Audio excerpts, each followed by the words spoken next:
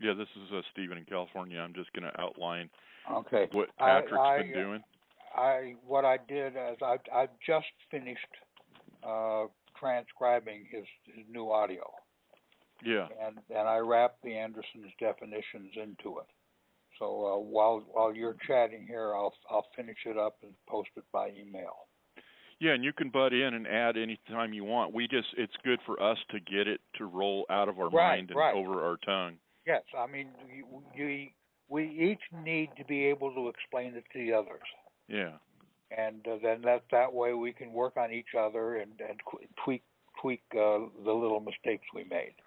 But if we just expect Patrick to be explaining it all the time, we really won't get it. So we have to try to explain it to each other. Right. That's right. So go. So he was saying that we the people means we the principal executive officers, that the word people were principal executive officers, and the states Actually, the word people is an acronym for principal executive officers per law eternals. Yeah. Okay, Right. Patrick, That's I'm on the line. amazing, isn't that? Hi, Patrick. Good evening. Yeah. Yes. How are you doing? Okay. I've just gone through and I've transcribed your latest audio, and it keeps making things clearer. Well, I hope it does. I listened to your audio from yesterday, and there was a little confusion there. Yes, we were. From what you guys were talking about. Okay. And yeah, this thing is very confusing to try and figure it out. But you just can't rely upon one source because of the misunderstandings that everybody has had about some of the sources out here.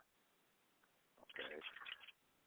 Especially like the words that they had in the very start of its Constitution. We the people. Okay? They could have just stopped at we create this government. Why did they have to say we the people? Because they were referring to a position of authority. Mm. And that's what people, when you break it down, they had the 6 words that make up the word people. When you come of age of 25, you become a representative. And when you are one of the chief people or chief living individuals, owners, okay, then you are a principal. And in this country, everybody was to be made a principal by the setup of the Constitution. Just like coming into the promised land, you were to be given your inheritance. This was supposed to be the new Israel. Okay, it's talked about that a lot. But people didn't understand what the foundation of Israel was. All the tribes were given their inheritance. But you had to come forward and properly claim it.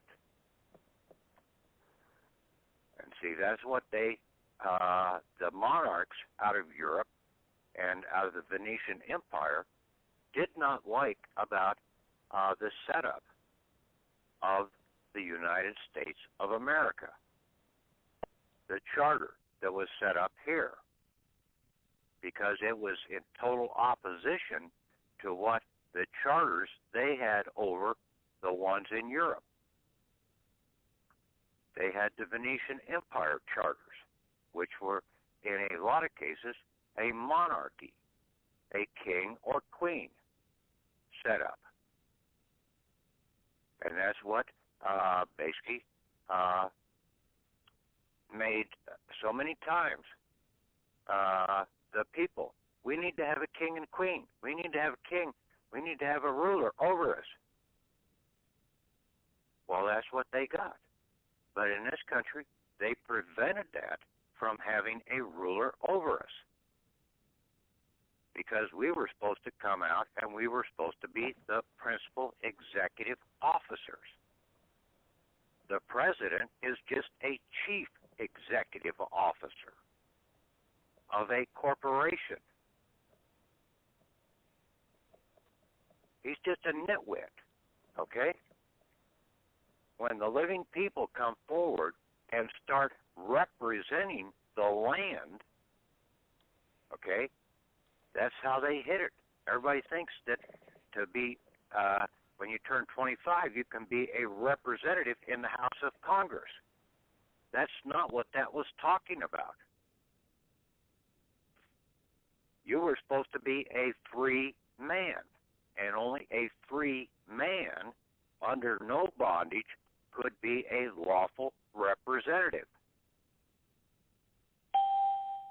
So all the House of Representatives out there, they're not free men. They're under bondage. They're under corporate bondage. So they're not PEOs. But when one gains the knowledge and understanding, then you start getting the capacity to be able to stand your ground and defend America. But until you come to the full and proper understanding, you're definitely not going to get your assets. And you have to come in and claim your right, standing your ground. And yes, in a lot of cases, you're going to be classified as a complete lunatic. I don't know how many people I've already had call me a complete lunatic with what I'm doing, because it is so out of the normal. But it's the right thing to do. Okay, when you understand, and this is an accountant's nightmare out here, this whole process of trying to figure it out. But it's been called out in the movies, the movie Matrix, the Terminator with Arnold Schwarzenegger. The machines are taking over. Well, what machines have taken over? The cash registers. All of the assets of the country are held in the cash registers. Under their accounts. They're the ones that are sucking the money from you. It's not the people behind the cash register. It's the cash register that's taking your money and sucking it in to that little drawer, and then the door slams shut.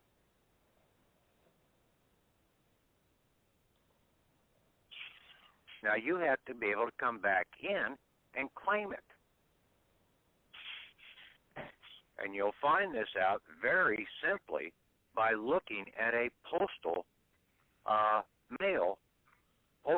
receipt that you get from the post office. All the postal receipts, well, it's pretty simple where I'm at because I've only got 2 machines there at the post office, and they all have the same machine number on all the bills. Well, one machine has its number, and then the other machine has its number. And then all bills that are printed out from that machine are assigned to that machine. So you list all those bills. So I've got machine number 0098 and 0099. I sent the one in for the 0098 in today for about $324 of receipts that I'm claiming back. Everything is prepaid, but you have to know how to go about it to claim it back. you have to cancel the debt that was created by that machine, so that now that machine has to open up the door and give you the money back. It's that simple. Walmart, the same way. Okay? In some cases, it's by store number in a big corporation like that. Subway, True Value, Sears, all of these, BP Oil, all of your gas is paid for.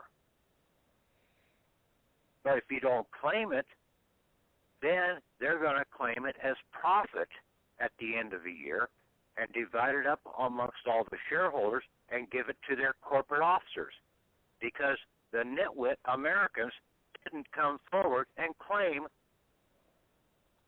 their assets.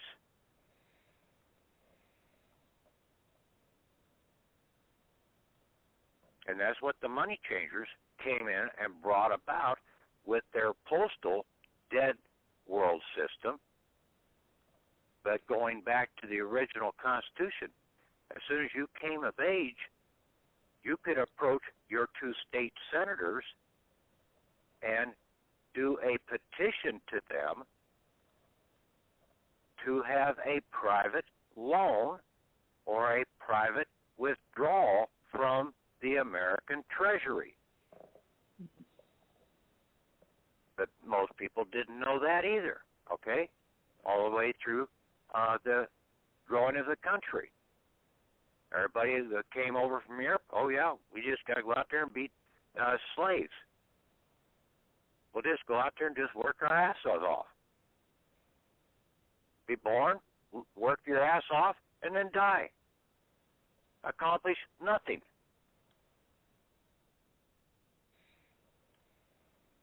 That's essentially what's been going on. Have those people ever really accomplished anything? No. They were controlled. They were utilized. They were farmed out. Just like a farm down in a cotton plantation. They stripped the farm. They stripped the people. And this is a very foundational one that is right in the beginning of the Bible. They took the spirit away from the people in this country of being free. They gave them the appearance of being free, but they were never free to do totally what they wanted. They were controlled by the money changers and then by the government, a third-party state created government by the 14th Amendment that are not valid constitutional states. You have the 50 landmass states in this country per the Constitution. Then you have 50 states of the state of Iowa, of Minnesota. That means a state that was created from the state Iowa, the state Minnesota. That's a secondary state. And then they also had the creation, because we just had a government per the Constitution, we had a United States of America, not the original United States government for America. Of means something derived from. Okay, so these states were derived, another corporate state that was derived from the original state government.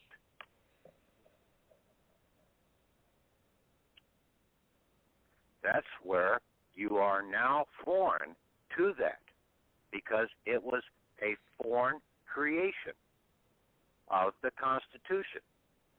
It was born to the original concept of the Constitution.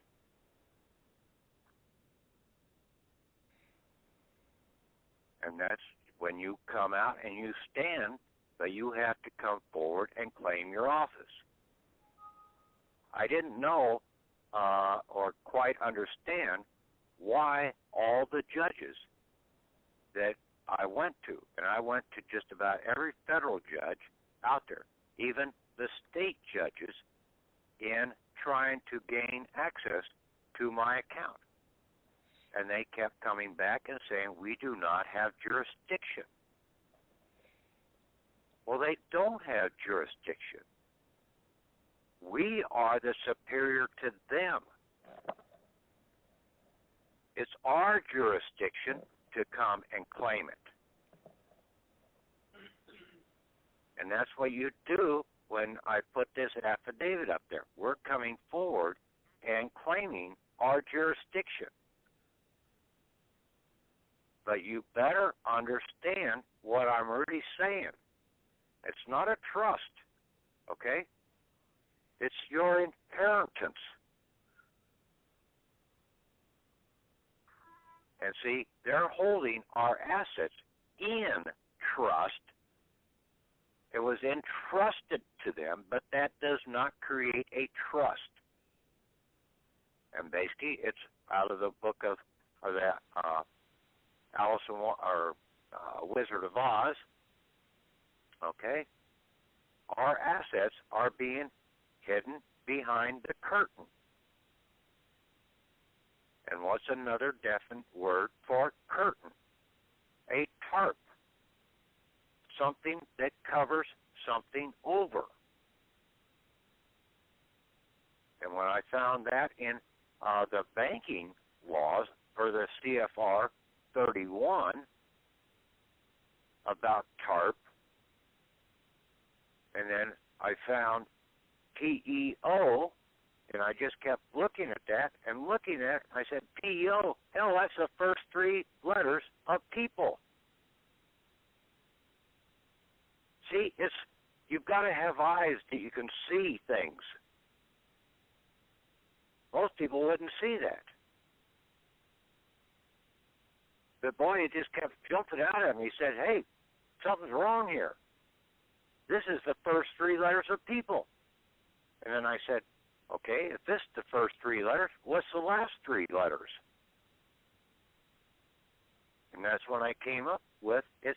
And the Constitution was founded upon the Bible, so it's per the laws eternal. That basically, the books of Moses were to be the laws until the end times. It's not about no damn hocus-pocus religion, about being a Jew and being circumcised and all this garbage, because in a lot of cases it's metaphoric, the Bible is.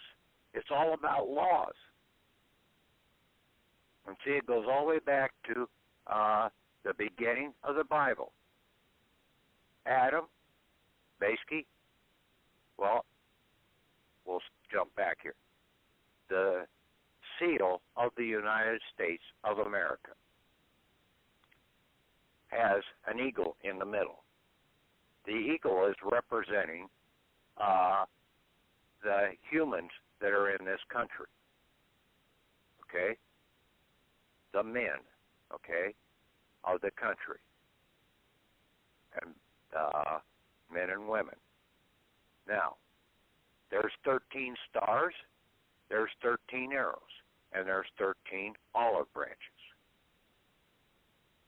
3 sets of 13. Why 13? Because that is the number of man, 12 plus a spirit of understanding. Okay? Now, we go all the way back to the beginning of the Bible. You had Adam. Okay? So he had initially his number of man, 12, and then he had his spirit. So he was a knowledgeable man of 13. He had his basically spirit that created him from the land, that took the minerals from the earth and formed the body around the spirit to make a temple, a pyramid around that body, or around that spirit, and housed the spirit. But what happened? Along came the bankers, and basically, what did they do? They took his spirit away from him. He was put to sleep into La La Land like Dorothy in The Wizard of Oz, and lost her spirit. So they took his spirit away. That was the 13th rib that they took. And what did they create with that 13th rib? Eve. They created his Eve of destruction. Didn't create a woman. That's a misnomer. There was women out there running all around at that point in time. Because if basically the devil was there, that means there was other living entities around.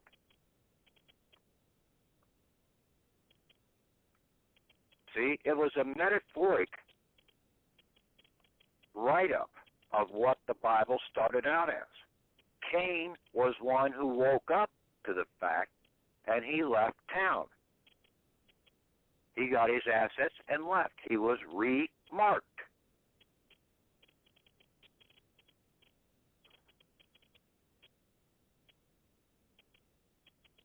But the money changers who wrote most of the Bible up until Moses' time, and then they started trying to pollute it as Moses' time because they were called Jezebels.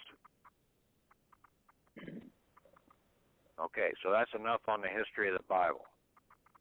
Now, we know that they created these foreign states. Why can you say that they are foreign states?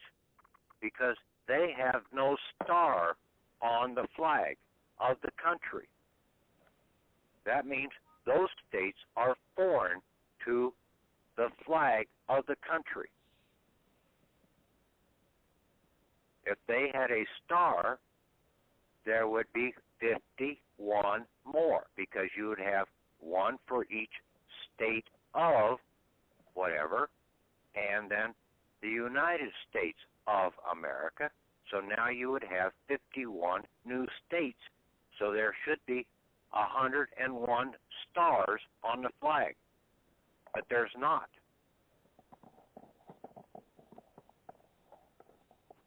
They're operating in a de facto scenario. All these judges are de facto judges. But you have to know how to stand up against them. You have to know and learn your ABCs. It was really AVCs. If you read it fast enough, AVCs. And see, they left out the V in most cases for us. That's why there is no 1099-V. We have to make up the 1099-V. A voucher, a warrant to claim our assets. It starts out as a voucher for 3 days. At that point in time, basically if it's not honored, then it becomes a warrant that can be lawfully enforced with force if necessary.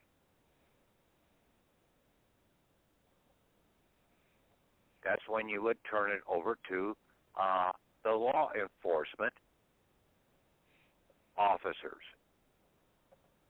You would come in, but you have to have your established title of being a PEO, a Principal Executive Officer of the land.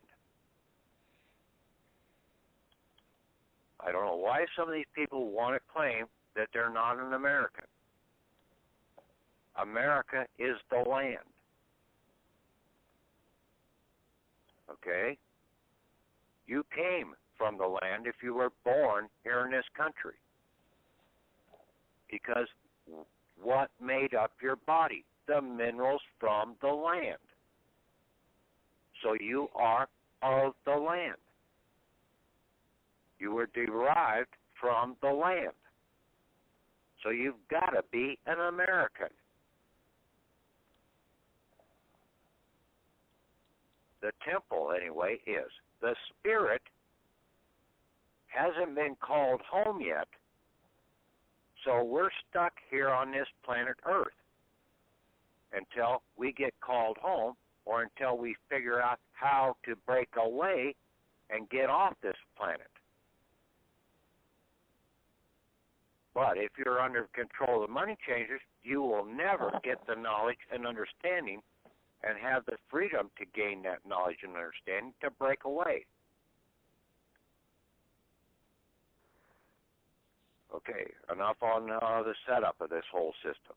Now, I put up there on the site today a zip file that has the way to go and take your $300 penalty envelopes. People need to either go out and get a ledger book, an accounting ledger book, or learn to operate the Excel system on the computer. I put up an Excel file with some examples up there to play around with. I'm a little familiar with that because I've been using those type of programs for about the last 20 years, from working in nuclear power, starting up and writing test procedures. I had to have test documents that basically I laid out in an Excel format. And then you can do additions and subtractions and everything else very easily with the flip of a switch.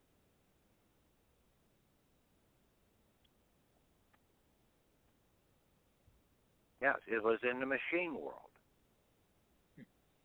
And then we also have to learn the 1099A and C's, and then I set up this 1099 voucher, a claiming document, just like their 1040 and 1041 forms that they were trying to claim payment from us, that they used for their corporate United States employees or citizens.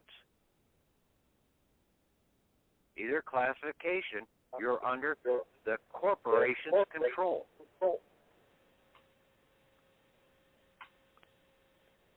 Now, you come out away from that. Somebody's got a speaker or something on. Yeah, someone's got this on speakerphone. Please turn it off because we're hearing an echo. I think that worked. Okay. Good, thank you. So, I put examples of those up there. We had to find the right number. We were using, when we tried this back about 4 years ago, we were trying to use the Social Security number, our birth certificate number, everything as our federal identification number. That's not the federal identification number that they were looking for. This is all in the postal system, the postal USPS, United States Postal System. Okay? It's banking.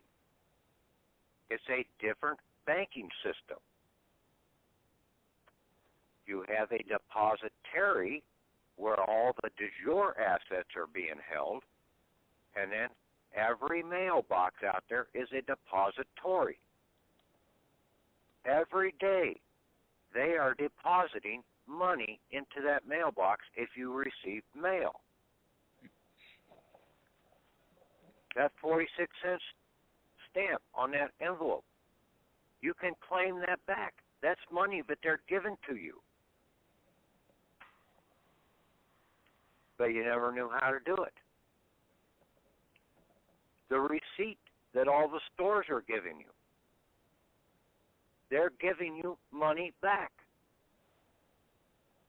You have to take that receipt and go forward and claim it back.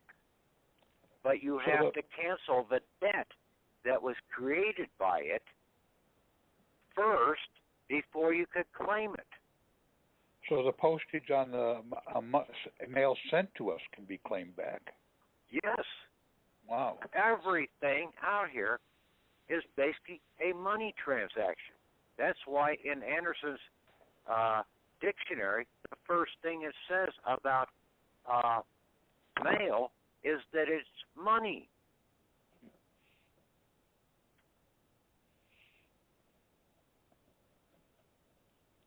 You sit around and you complain about, and they keep jacking the price up on gas. Well, guess what? Your gas is free. You just don't know how to make it free, to liberate it. You take the receipt you get and you send it back into BP or to Walmart gas station or whatever. You endorse the back of it. You put a 1099-C with it, canceling the debt, and then a 1099-A to claim that funds back, along with a 1099-V voucher. Just like every court case that's out there, the plaintiff versus the defendant, A, V, C. That's what you were supposed to learn, was the AVCs.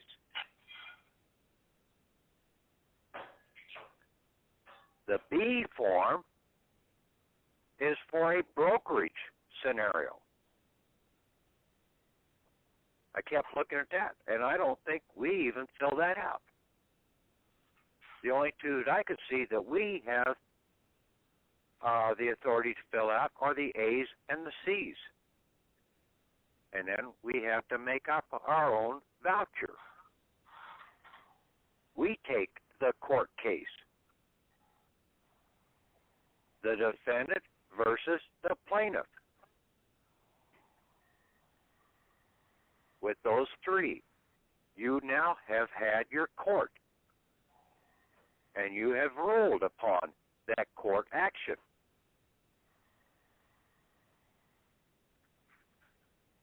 You took it from the defendant with the C, and you gave it to the plaintiff with the A.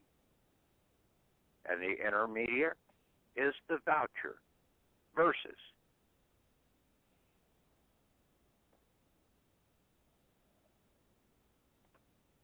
So you've held your private court. It's all about banking. Now, I put as a letter, you have to send in a cover letter. So basically you write up, and I also have an affidavit of basically coming forward and claiming our accounts. That you had better have a good foundational understanding, because you will be questioned about this. And in some cases, it will be detrimental if you do not have a good understanding. So you're better off just staying right to hell where you are and just try and nickel-dime things back together with the 1099-As and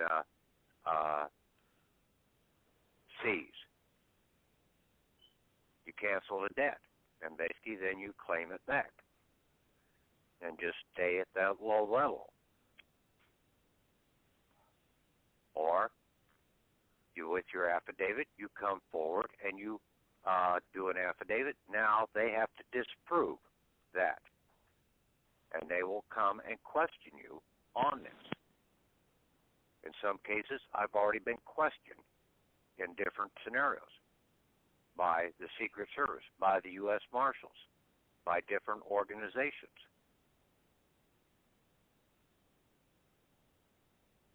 I thought it was because I wrote some letters and some words, a threat and everything else. No, that was just a front that they used to come and communicate with me.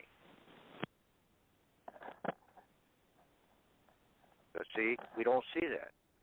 I just got 7 letters back from the IRS for taxes. 2 were for civil penalties. The other 5 were for taxes owed. And that was the one. That's your zip example that you have there for no, IRS it's not. bills. That's not. Oh, okay. Okay. They sent those to me. One for 2008, 2007, 2006, and 2005 for taxes owed. Then they threw one in there for 1992. Hell, that's over 21 years ago, 22 years ago. What were they telling me? They were telling me that there is no statute of limitation upon taxes.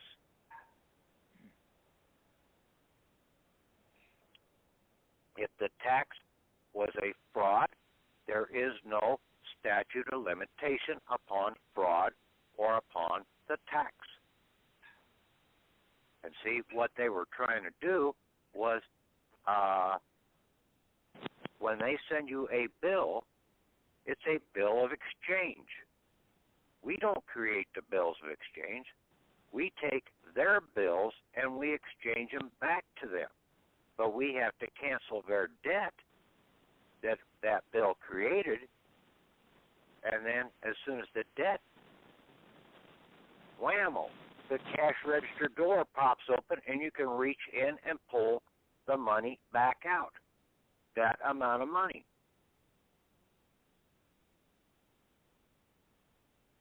In the movie Matrix, Neo was plugged into the machine. All the people were plugged into the machine, except for the few that were living underground. They were plugged into the cash register system. The energy was being drawn off. That's what everybody in this country is. They're tied into the matrix of the cash register. You have to come back in and break away. Unplug yourself.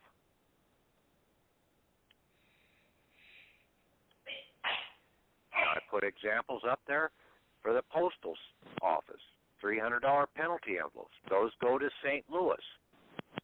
I put a document up there. There's a claim and I forget what the heck it is. I think I've got it up there on one of the items. But anyway, when you read the stuff that I put up there, I put a zip package up there about the postal mail and penalty documents. Yes. Okay, and I think it was in E060, official mail penalty.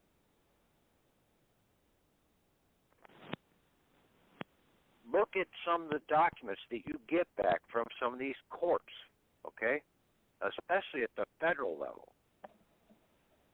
Now, if you paid out of your back pocket for a court case, more than likely the correspondence you get back from that court is going to be that they are going to send you a $300 penalty envelope. But if you did not pay for that court case and you went in papyrus, I'm dead broke scenario, then any correspondence you get from them will probably not have the $300 penalty on it. Why? When you pay the fee, are they sending you a $300 penalty envelope back?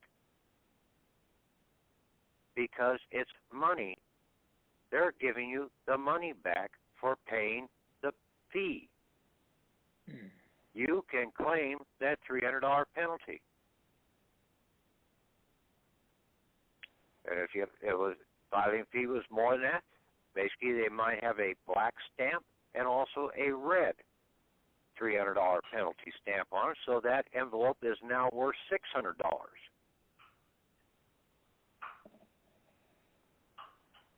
You have to start thinking outside the box. You have to break away from all this misunderstanding that has been out here in the patriot community about trust and everything like that, about the misconception about the postal zip codes. They made everybody's mailbox a federal depository with that identification of the zip code. Initially, it was just rural route number 2. But the depository for you was being held at the post office under box number 9998 or 9999. General delivery. Depository delivery. If you had money coming while you were still on the rural route system.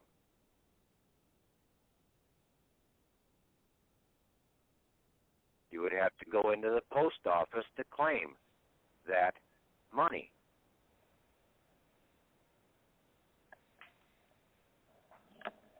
But they modernized it and they broke it down so like a building may have everybody in that one building or that one block in cities may have the same post 4-digit number out there, but each individual in that box then has another number, like in a apartment building. Okay, you're in apartment number 1. Joe's over here in apartment number 12. So it would go to the federal zone number, your zip code, dash your 4-digit, and then your individual identifying number.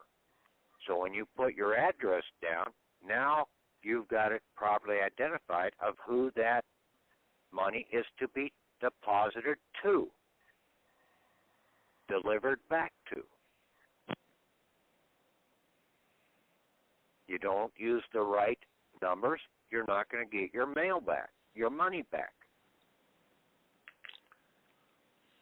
We are, in a lot of cases, we have been our own worst enemy in this process. By all the stuff that we've been taught in the public education system, by all the churches out here of not understanding what the Bible really is. It's a book of commercial law. Just commerce and commercial commerce. The Jezebel money system. It talks about both of them in that Bible. It gives you your remedies right there. But you have to be able to read the metaphors. Jesus came for one reason in the New Testament. Whether he was actually a living person or not, I don't know. But what they were trying to do with the New Testament was to break out a method of showing you the way and the path to operate in just commerce.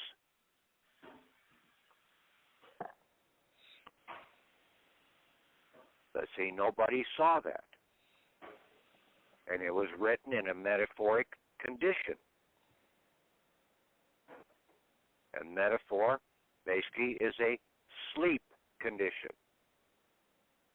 Which pill were you supposed to take in the movie Matrix? The blue or the red? The blue is settling, okay? You're just going along with the system. Red is a revolutionary, a revolting scenario. And basically, one who is free is basically, he is basically revolting against being controlled.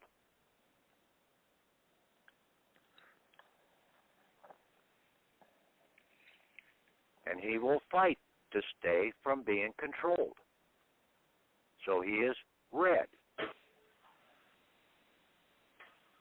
But most everybody else out here doesn't want to fight. They've taken the oath. Everybody in this country has basically taken the oath to support and defend this country. But now is everybody living up to that oath? No.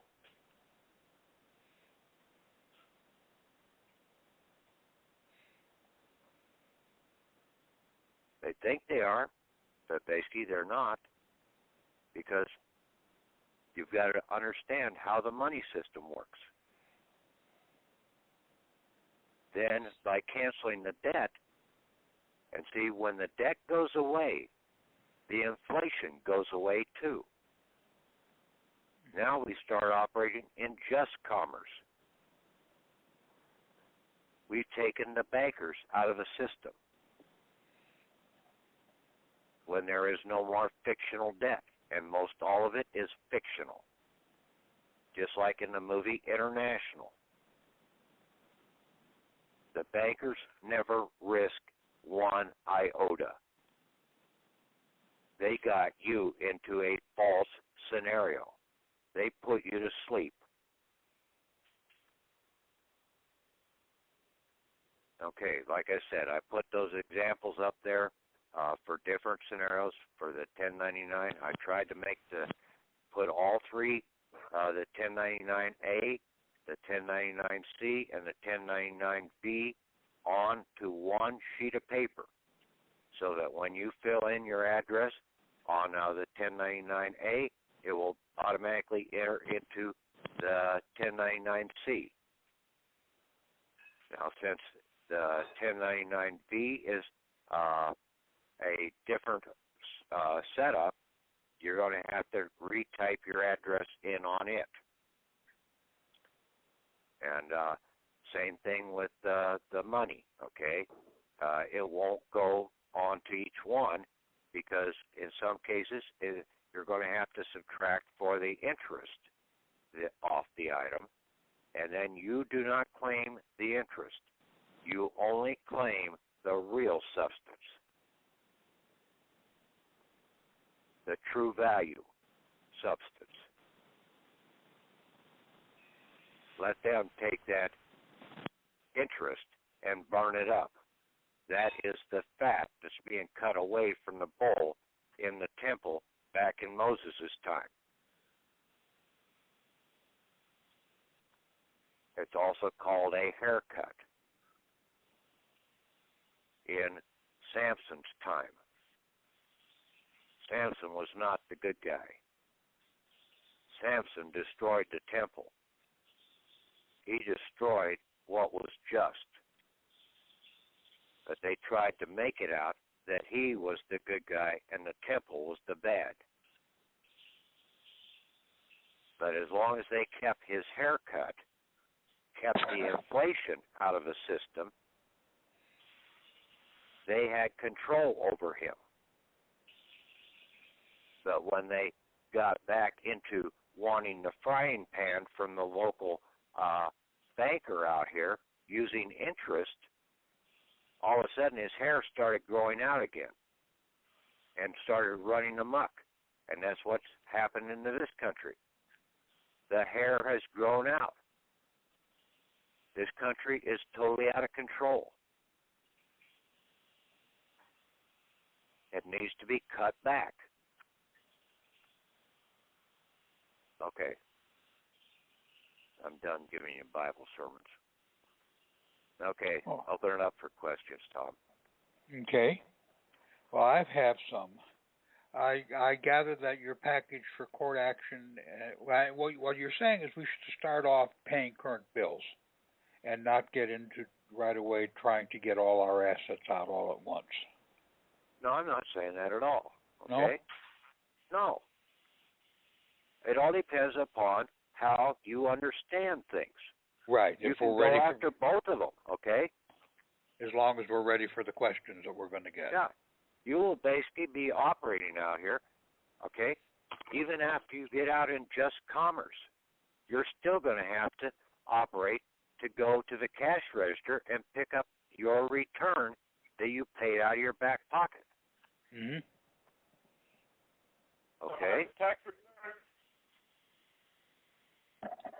Yes, there is a package in there for tax returns. Yeah, and Now, basically, people want to know how to get a new car. You go down and you get the invoice for that car, or you the window sticker. You do a 1099-C for the item. You do a 1099-A. Who do you go after? The car manufacturer. You send it in to the chief financial officer of the car manufacturer. When we're buying a new car, we would do just a C, wouldn't we? Not an A? No. You do the C. Now you've canceled the debt that was around that car. Yes. Now it becomes abandoned property. Now you have to come and claim it with the 1099-A by way of the voucher. Okay, so when we're claiming it, we're not claiming the cash for it, we're claiming the actual car itself. You're claiming the actual vehicle. Okay, got it. Okay. Now, I like the fact that you have all three 1099s on one sheet. That really makes it simple and easy to understand. But we're going to have to. But that's not going to help you down the road, okay? Because you're still going to have to transcribe the information off of that B copy for the 1099-A and the 1099-C. You're sending the B copy back to them, right. Okay? So you send the B copies, and they can be on black and white, okay? You don't need to have the tearaway part that comes from the IRS. You should order some so that you have the red cover sheet, and do not cut those items away on that cover sheet. They have to be all three intact. Okay? Read the damn instructions, okay, for a change. Yeah, that was my question. We're going to have to do the copy A's and handwrite, transcribe them in handwritten, because we can't print them on the printer. Well, you could. There are certain programs that we had out there that you could, but basically in most cases, the printers you have are not going to be able to print on all of those. You'd have to set up a program and put the template in to be able to fill in those blanks into a program, and then you could slide those forms in underneath that. Right. Adobe has a feature to print the form fields only, but we'd have to get a form for the copy A. Yeah, and it'd just be for the copy A. Now, I would gather then we don't have to send in the copy A at the same time we submit the copy B. Do we send them in once a year, or send them in once a month, or what's a good time? Read the instructions. I'm not going to tell you this. Okay. We've gone over this numerous times over the past 4 or 5 years and everything, and that question keeps coming up. Read the instructions, okay? Okay, will do. I'm trying to, I'm getting to the point to where I'm getting I guess, pissed off, okay,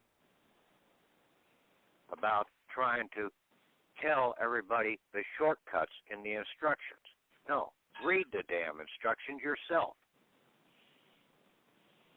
That's why they're there. But you have to have an open mind when you do read those instructions, because I've had people come back at me and say, but per the instructions, we can't do this. You didn't read the instructions the right way, okay? You're reading it as a controlled slave, saying you can't do this. As a employee of the United States Corporation, or as a United States citizen, you're not reading it as a free person.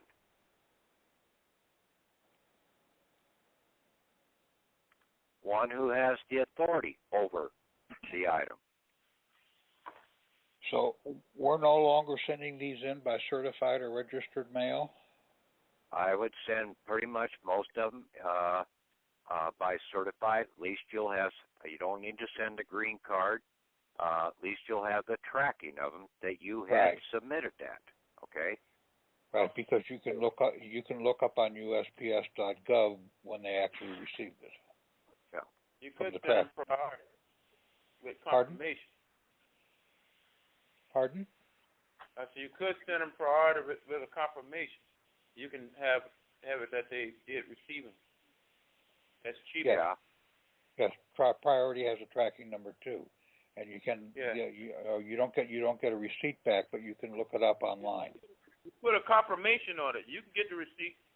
Oh, okay. No, you don't get the receipt. You don't get the receipt back, but you can go on the internet and see it's different numbers. Right. Okay. Now that probably save you a little money, but when you understand this, okay, you're going to get your money back anyway from the post office. Yeah, you're showing us how to get free mail. Yeah. There's just going to be a float time for that. And then when you do start getting some of this money back, then you'll have no problem in sending it out for the express mail for the overnight delivery. Sure. Okay, because you know you're going to get it back. You go to the business mail entry with those to open up the cash register. You cancel the debt, and then basically get the return back. And basically you should get your return back in postal money orders.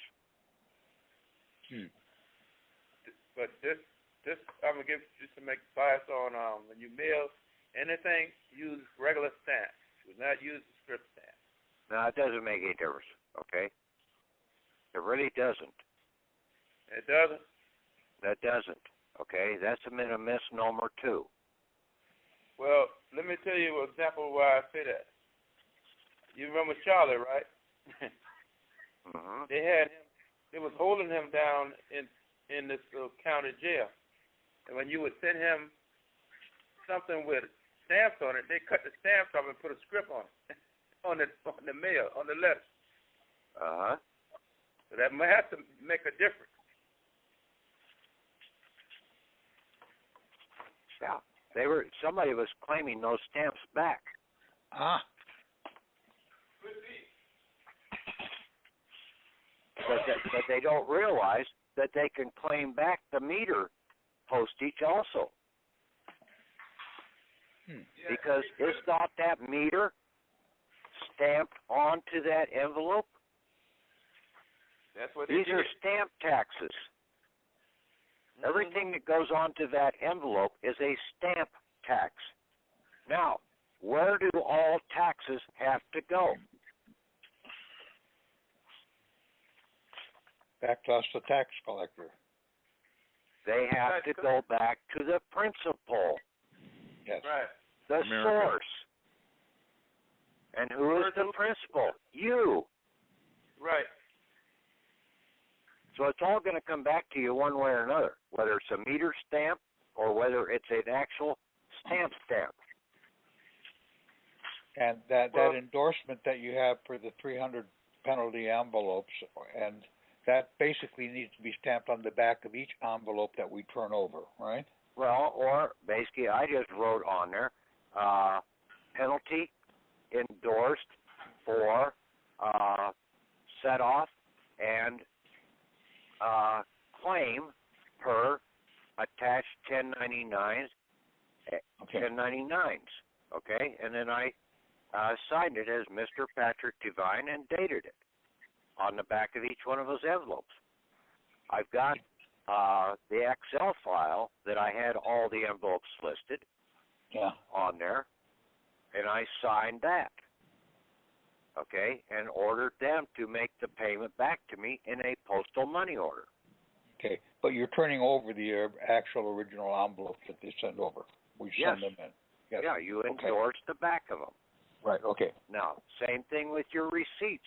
And I just, with the receipts, I sent in, 30 of them for $324 today to my business mail entry off of this one machine in the post office.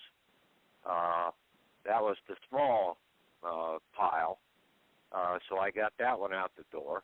But all I did was just sign my name on that.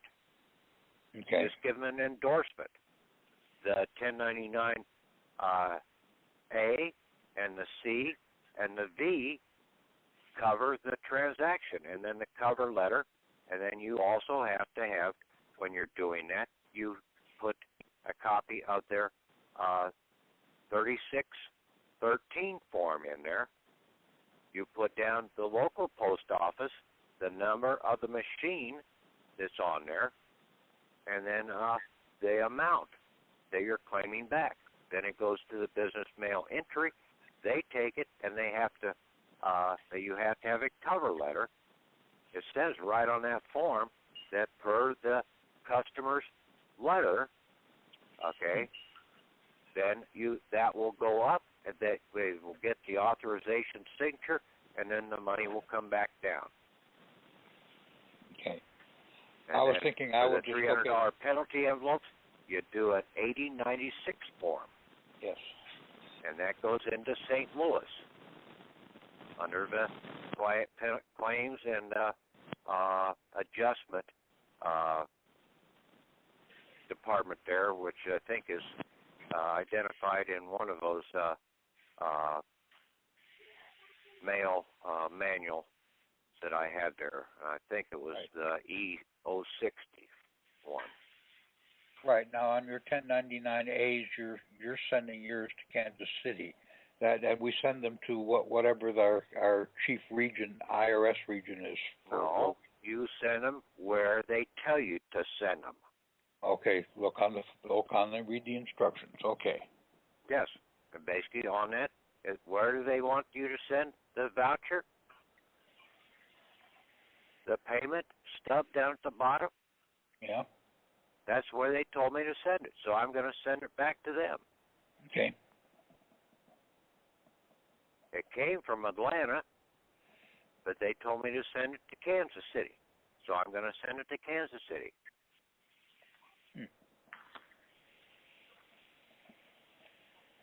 And I see you have your federal zone number and the identification number for the borrower is their 9-digit zip code also. Yes. Okay. That is their depository place. They're holding our assets. That's where that cash register depository account is being held at. And when you have court number down here for the account number, is that particular case number? Or do we find the so it would be a case number?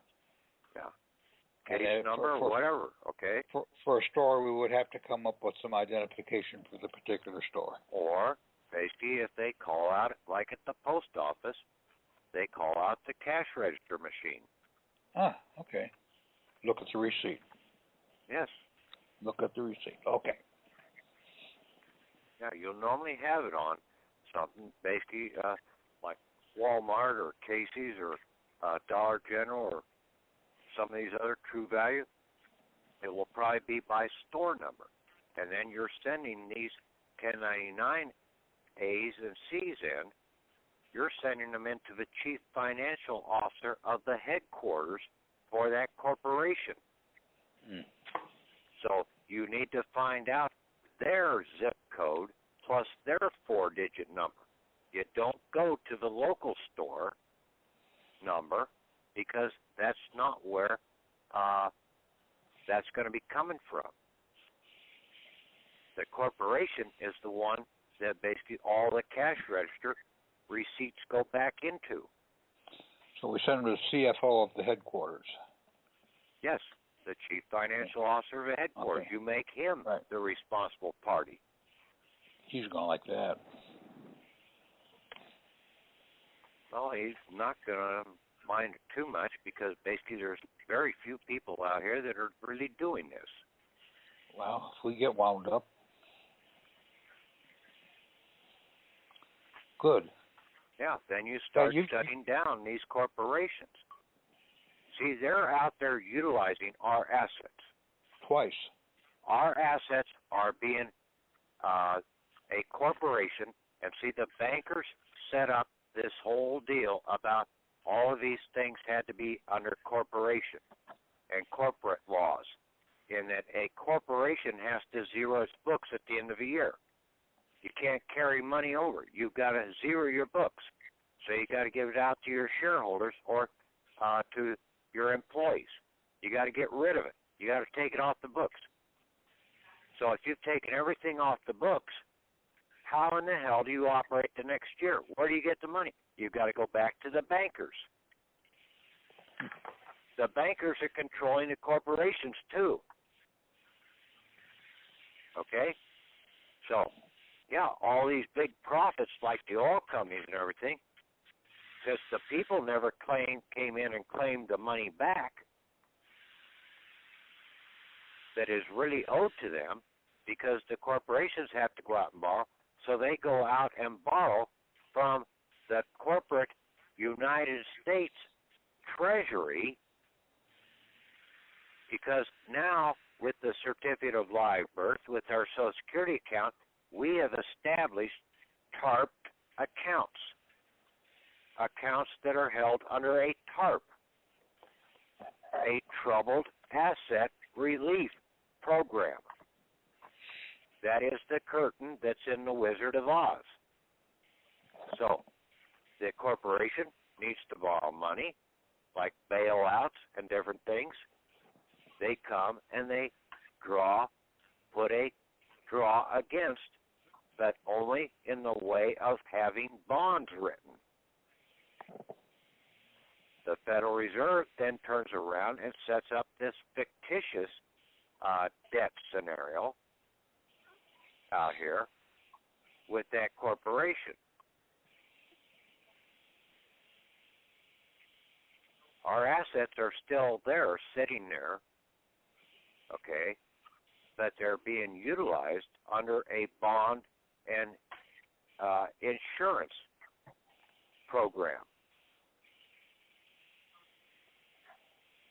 to create their operating money for the company to go out, and that's why they're borrowing, and they owe all of that interest back to us.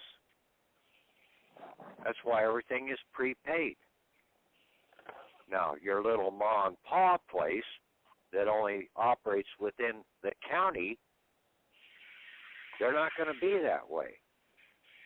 So don't think you can come in against them and cancel the debt. Right. You said because they had to they're be operating as a private scenario. Yeah. They haven't gone out and borrowed from your TARP account. They had to do a borrowing out of their own back pocket. And They don't you said understand before, that one either.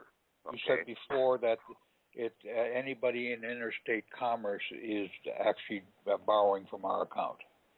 Yes, borrowing from the assets of the country, which belong to all of the men and women of the country. Okay. Trying to stay away from the usage of that word people, okay? Because it's the word has been totally misused. Okay. Well, I really Okay. appreciated More your questions? examples today.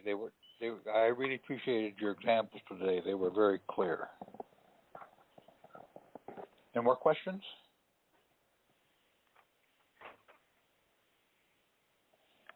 Any questions, people? Or are we all ready to just go do this now? What did I do? Run everybody off? No, Pat, you haven't run nobody out. We just listening, man. Yeah, it really is very informative. Well, I don't want to put you to sleep too at the same No. time. You're not putting us to sleep. I mean, my reaction is a complete satisfaction with what I'm getting, getting understanding of things that I thought I understood before. But I think your new examples and the way you laid it out is nice and clear.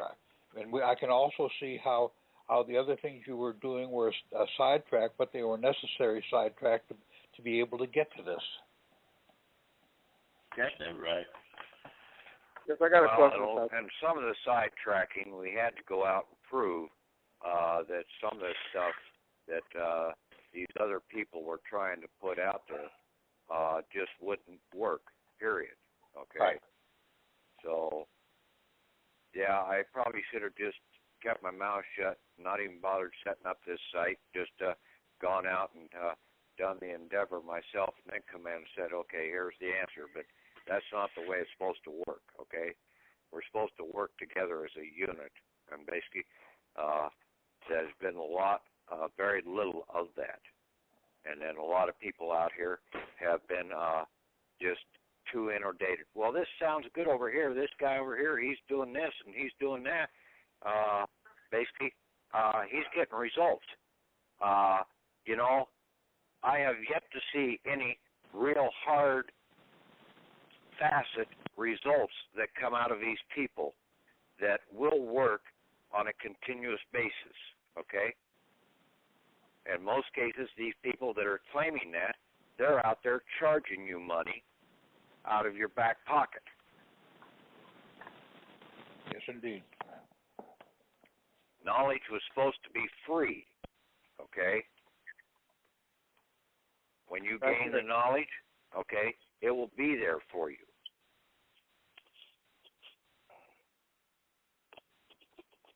Right. I have a question. Yes, Gita. Hi, Thomas. Hi, Patrick. I saved all my my receipts and stuff. I saved all my credit card bills, like say from Wells Fargo.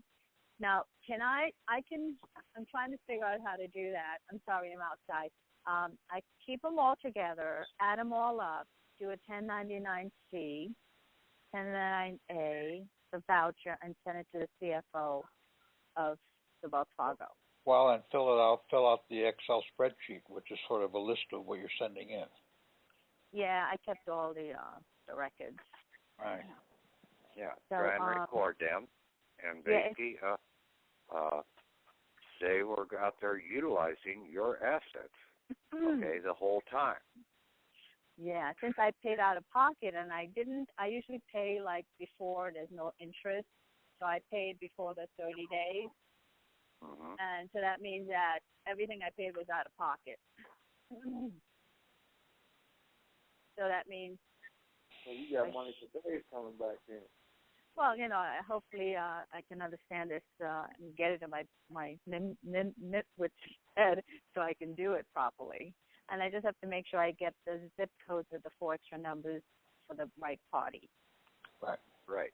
Well, yeah, for that credit card. Okay. Yeah, you're not doing the individual people. You're doing the credit card company. Hey, you know what I got? I got my EIN from the IRS that sent it to me, and they sent it to me in one of those envelopes that says $300 penalty. That's the first time I ever noticed it.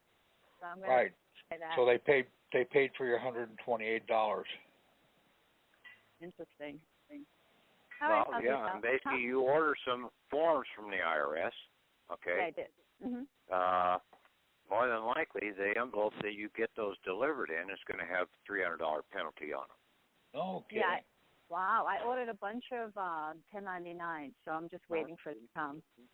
Yeah. Cool. And then you just need to put down that address that's out there for that to go and claim those back for the 300.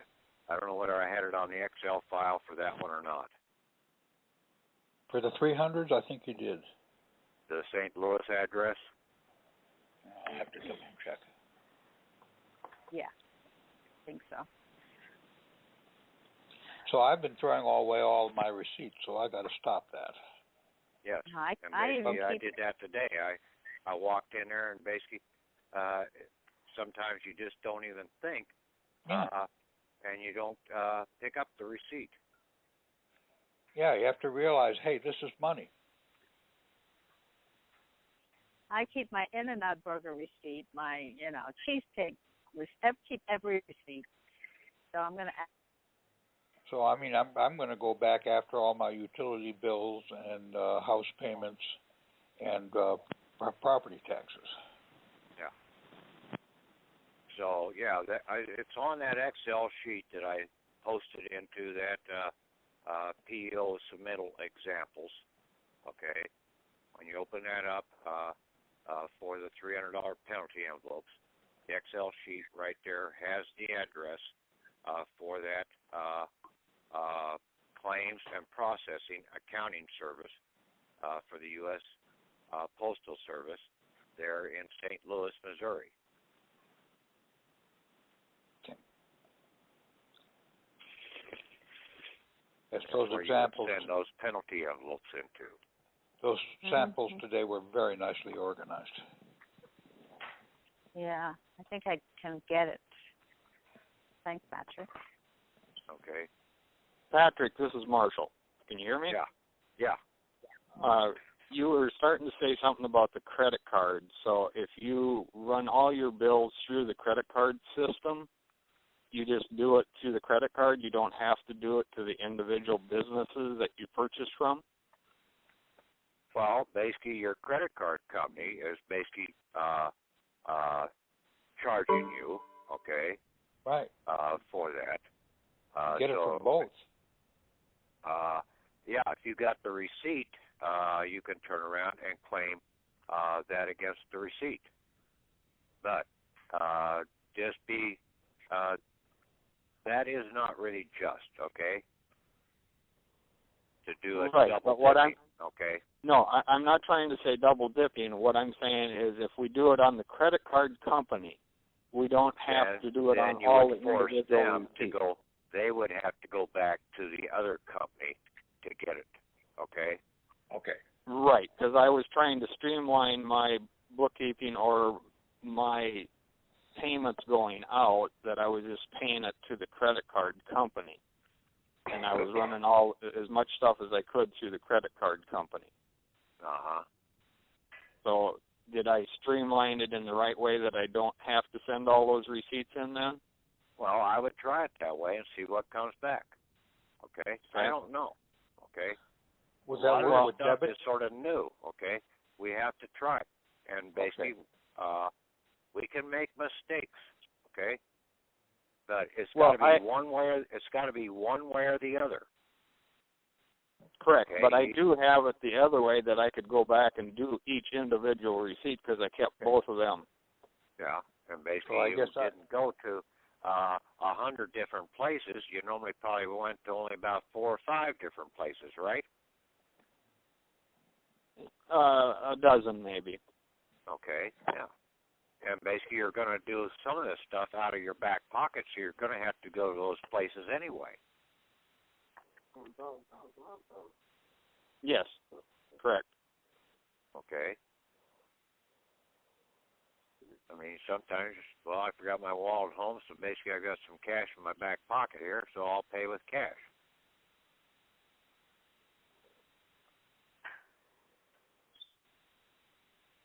I have a question. Huh? Go ahead. I have a question. This is Joshua Ron from Illinois. I think I got a pretty good understanding on what you're saying about the receipts and bills and so forth and so on. But what I'm not getting a clear understanding on is how to get out of the system completely. I understand the tit for tat, but I don't want to tit for tat. I just want to cash out. Well, that's where you have to come in and do the affidavit. Okay, you're of age, and you do that affidavit. You put that into place. Then you do a 1099 A and C. You send those out to the Treasury. You notify the Attorney General, and you notify the Postmaster General also. Okay, in the endeavor. I can send them copies of the affidavit. Of the affidavit, and basically that you put your claims in with the Treasury. Okay. To the Federal Financing Bank, right? No, you just send them into the Secretary of the Treasury. Okay, SEC. Okay. Yeah. See, as soon as you've got your affidavit, you are a principal executive officer. So he can tell the boss what to do. That's right. Okay? Yeah, okay. It's like the president come down. Does he go to the bank? No. He goes to the Secretary of the Treasury. Issues his executive order to them. All right, Pat. You mentioned sending the 1099 A and B to the Treasury. All right. Well, what would you put on the 1099 A and B? You just put full amount? Yeah. You don't put a dollar value. You just put for liquidation. You're ordering the set-off and cancellation of all debts, associated debts, and then you're going to claim back all of the just assets. Okay. And the interest rate, you say that basically that's a haircut set-off or whatever. Okay.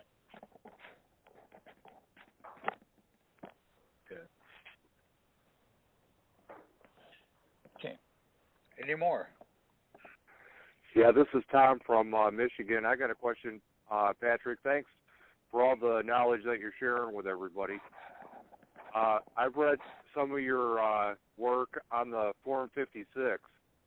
Do you include the Form 56F?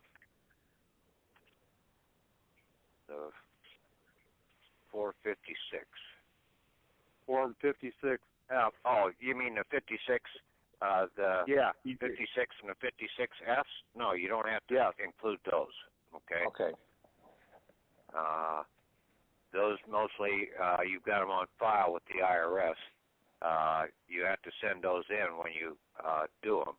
The Form 56F, I think, has to go into Ogden, Utah, or not Ogden, Utah, to San Antonio, Texas. Is it Austin? Austin or whatever, down there, somewhere in Texas. Yeah. It's on the form Yes. that it needs to go in there. And then the other, just the straight Form 56, you send normally to where you would, your fictional person would be filing his taxes at. Okay? But in most cases, we're going to be trying to come out of the system. So when you've done your EINs, now you've declared him dead, and now you're going to be trying to come in and pick up the estate and take it into the living world. Okay.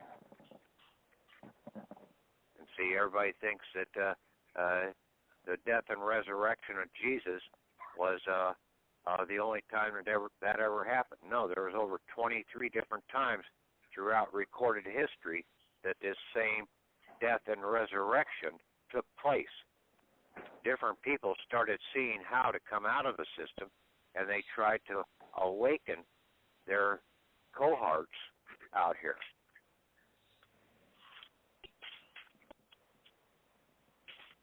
one last question for me. Do you have time where you do seminars at all?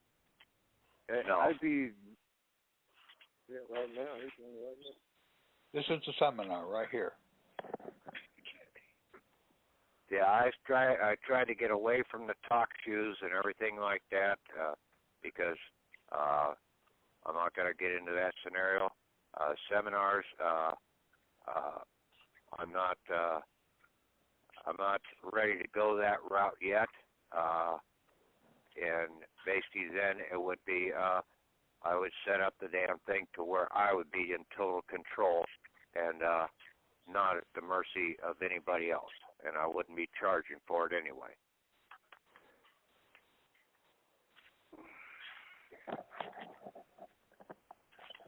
Because I'll have my assets, and basically I'll be able to take care of it, okay? And like I try to tell people before, okay, especially like people like Tim Turner and a few other people years ago, that basically unless they can tell the people exactly how to pay for their seminar ain't worth shit. Think about it, okay? Well, right. If somebody can't tell you how to pay for that seminar ain't worth shit. They're just trying to get in your back pocket. That is absolutely on target, what you said. Yeah.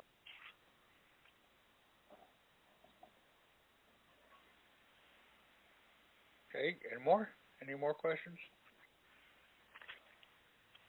I want to say thank you to you, Patrick. Okay, you're welcome. Me too. Thank you, Patrick. Yes, I think we all thank you very much. Thank you. So the stuff you be finding, it I mean, from my own experience, it ain't easy to find, man. It's just not so easy to get. Yeah, I'm still trying to figure out how in the hell I got into that 31 CFR and found that tarp, the curtain. And see, we tried to, we thought it would make all the sense in the world that these accounts were over with the postal system under that TSP account. But then we started getting a little feedback from them, and I went in and tried to punch those numbers. Well, all those TSP numbers have to be 13 digits. So right there, that threw us completely out of that picture. And then the next day, one of the girls from that office called me up and said that they couldn't. She couldn't find anything. She said she even went in there as far as to take my name and do a search through the whole database and see if anything came up, and she just still didn't come up with anything. Since that point in time, I've got 2 letters back from them saying, "Hey, we can't help you." Well, at least they tried. Yeah, at least they're giving us communication. Okay. Yeah. And that's what, in some cases, a couple of the guys, a couple of them are here on the call.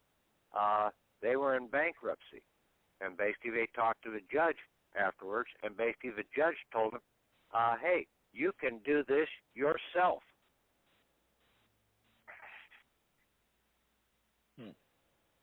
You don't need us.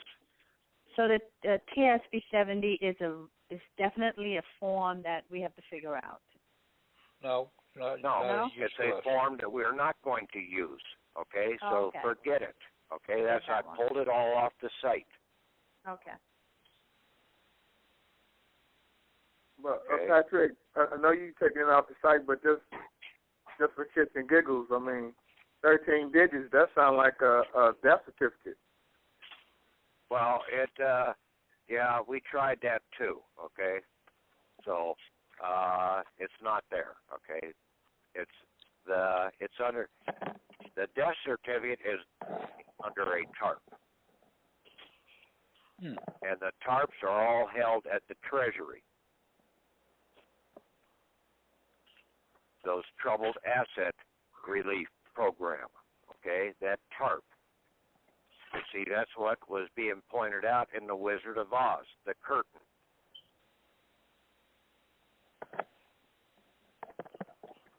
Also in the movie Majestic. Basically, they took off the tarp off the statue and basically used it for the screen to show the movies. See, some of these screenwriters put certain things into their movies. Whether they do it knowingly or not, I don't know. But that's pretty big, to take the tarp and to hang it and now to show the movie, show you something, okay? In a lot of cases, people have to start being able to read between the lines. What is being said and what is not being said. And that's one of the big problems is people can't comprehend what has not been said. What is missing?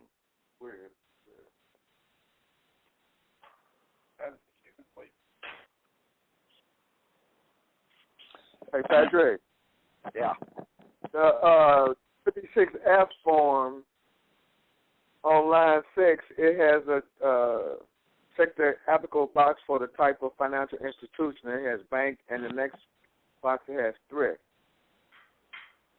I just wanted to, put that out there. That we know Okay. she did have a thrift box on the 56F form. Yeah. Well, basically, we're going after our bank accounts, our depository and our depositary bank accounts. Our depository is our mailbox. Our depositary is our account that's being held under the TARP as a Troubled Asset Relief Program. And that's what we have to go in and take the TARP up and pull our assets out.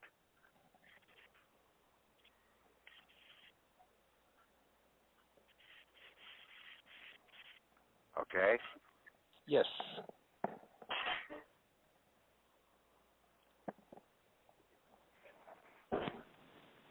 Okay, any more questions? Go ahead. Would it be a good idea to just get your credit report and then just go about it in that way? Wouldn't that be a lot easier? I mean, for the short version of it. No, that credit report's a bunch of garbage. Okay. Okay? You start learning about the 1099As and Cs, your credit's going to be 100% because you'll be getting your money back. Okay? The banks ain't going to give you. The only reason they put those credit reports out there is so that they can charge you a certain usury interest rate. Okay? That's all that those damn credit reports and everything are all about. They're trying to gain access to more information from you. Yeah, it's another con, yeah. So it tells them how much of a sucker we are. Yeah. Okay. They're sucking more information out. The one big thing in this country, people need to shut their damn mouths, especially when they don't know what the hell they're talking about. Okay, so what do you do right now? I'm sorry. No, go ahead. Well, You're good. How do you respond? Okay, one of you. How do you respond to somebody that's asking you for your Social Security number, and you respond by saying, "Well, I don't have to give you my social," and then they say, "Well, I can't do any business or whatever with you because you won't give me your Social Security number." Well, who was it that was asking it? Okay, if somebody's got a gun, give it to them. Okay. I mean, like I might be needing a service, and I know applying for services or whatever is a contract. I get that part of it, but but participating in the system, you can't really do anything without a contract, from what I understand. Well, you can come in under your EIN number. Ah. that's the question right there. I've been wanting to ask you for the longest time, Patrick. Is the EIN? And I know it's a powerful tool, but I mean, how do you utilize that tool? Let's just say I'm not gonna cash out all of my accounts. I'm stuck in here. So how can I use my EIN number opposed to my social? Do I use it in the same way I would use my social? Well, basically, you give them that W-8 form, okay, that you are exempt, okay? Okay. That's what you need to give them is the W-8 when they ask you for your Social Security number. No, here's my W-8.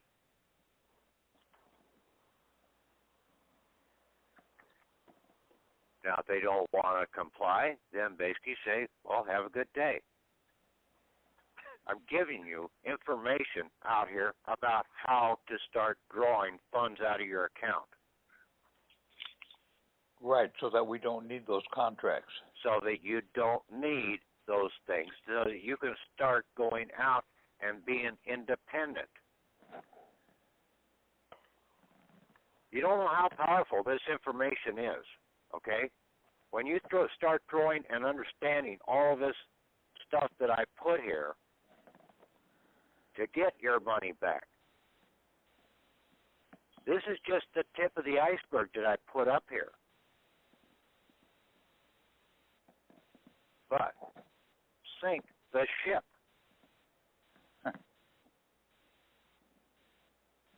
Because now you can turn around and claim everything back from that employer. He, with a W-4 form, is turning around and drawing from your account to pay you. Right. Well, you authorize it. Yeah, you give them authorization to borrow against your TARP account. So what about if you turn around and give the employer a W-8 form? Then you refuse to sign the W-4. Now, basically, it's up to him whether he wants to hire you or not, okay? That's right. Right. But always more people out there, and basically when you, why do you want to work for some nitwit anyway? Why not go out and start up your own damn business? True. Well, I have a bill here in front of me for, it's actually a Verizon cell phone bill, and I'm looking at it, and there's two parts. There's a quick bill summary, which has a breakdown of the payments and taxes and all that other crap. And there's like a part at the bottom that you could tear off. Looks kind of like a check. Now, the thing is that when I'm looking at the 1099 A and C and where it requires the borrower's identification number, there are two different... You go online, okay, you go online and you find out the headquarters for that corporation. Okay, because like on each of the on the statement and on the little check coupon thing that you tear off, they have a federal identification number, but it's different on each one. Yeah, you're going to send this into the chief financial officer of that place where that bill came from. And then I would endorse the bill or this yes. this coupon. You endorse basically the bill or whatever there and send it all back to them. Scan a copy of it after you've endorsed it. Okay. All right. Yeah. That's what I did. The template that I had up there for the IRS bills. You can print that out on their paper and then just sign it, date it, and send it back to them. Along and with here where it says account number for either the store or the court, would I put in like the account number? For the store or for the court? Yeah, this is like for the sense of in this case it would be the bill. So I guess it's the account number that is being billed. What bill are you asking about? Okay.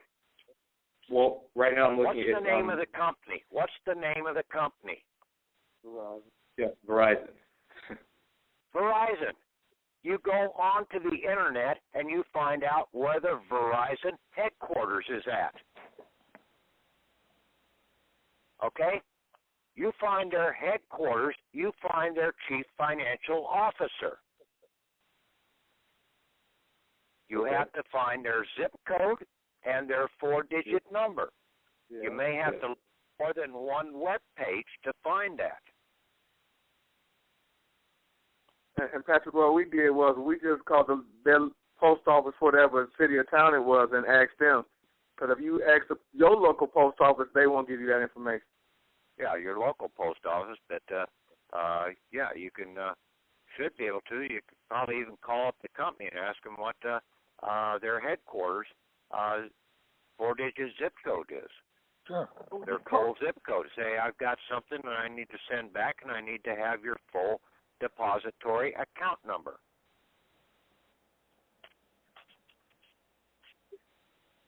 All right, so the borrower's identification number is the same as the account number. No. The borrower's identification number is going to be their mailbox number. Yes. Their federal zone number. Right. Yes. Just like yours, okay? It's going from one depository to another depository. Correct. And that's the zip and the 4 digits. But after, that's the I'm zip looking at and the 4 digits. Now, the account number is like the apartment number in the apartment building. Okay, that apartment building basically has a 5-digit zip code and a 4-digit box number. Now, there's a whole bunch of people that live in that apartment building. So there's a whole bunch of accounts at that corporation. That's the number that goes down at the bottom. Right. Your account number that is basically on that bill. Got you.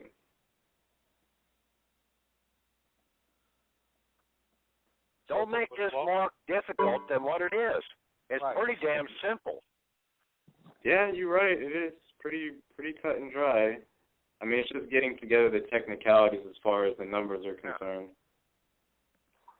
Well, I think everybody gets brain freeze when they look at a form. Well, I mean, especially when you getting into an area that you ain't never been in your life. Yeah, you know, been got to learn a whole different language. This is a self-teaching program. You have to teach yourself to start waking up. That's right. Just like Neo in the Matrix.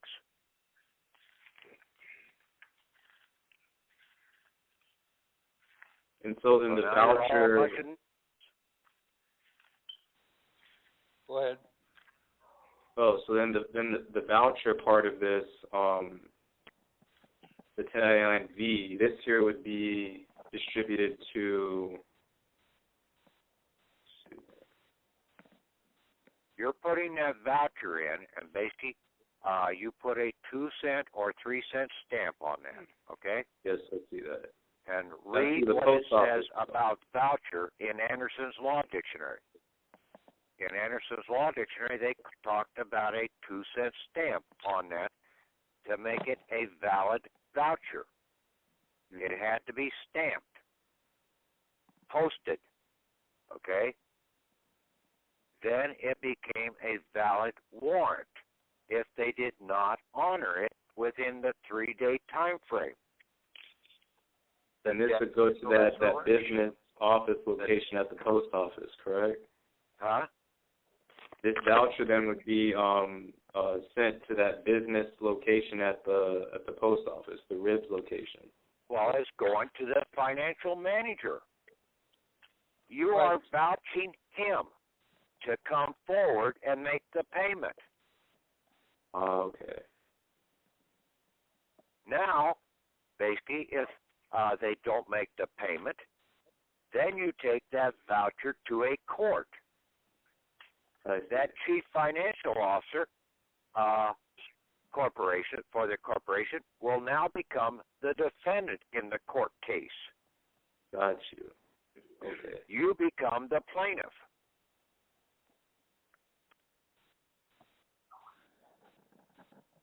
Now, who normally wins in a court? The creditor. The plaintiffs normally win. The plaintiff. Yeah. I thought See, the creditor that's the always problem. won. You haven't turned all these court cases back around. We had to do a countersuit on almost all court cases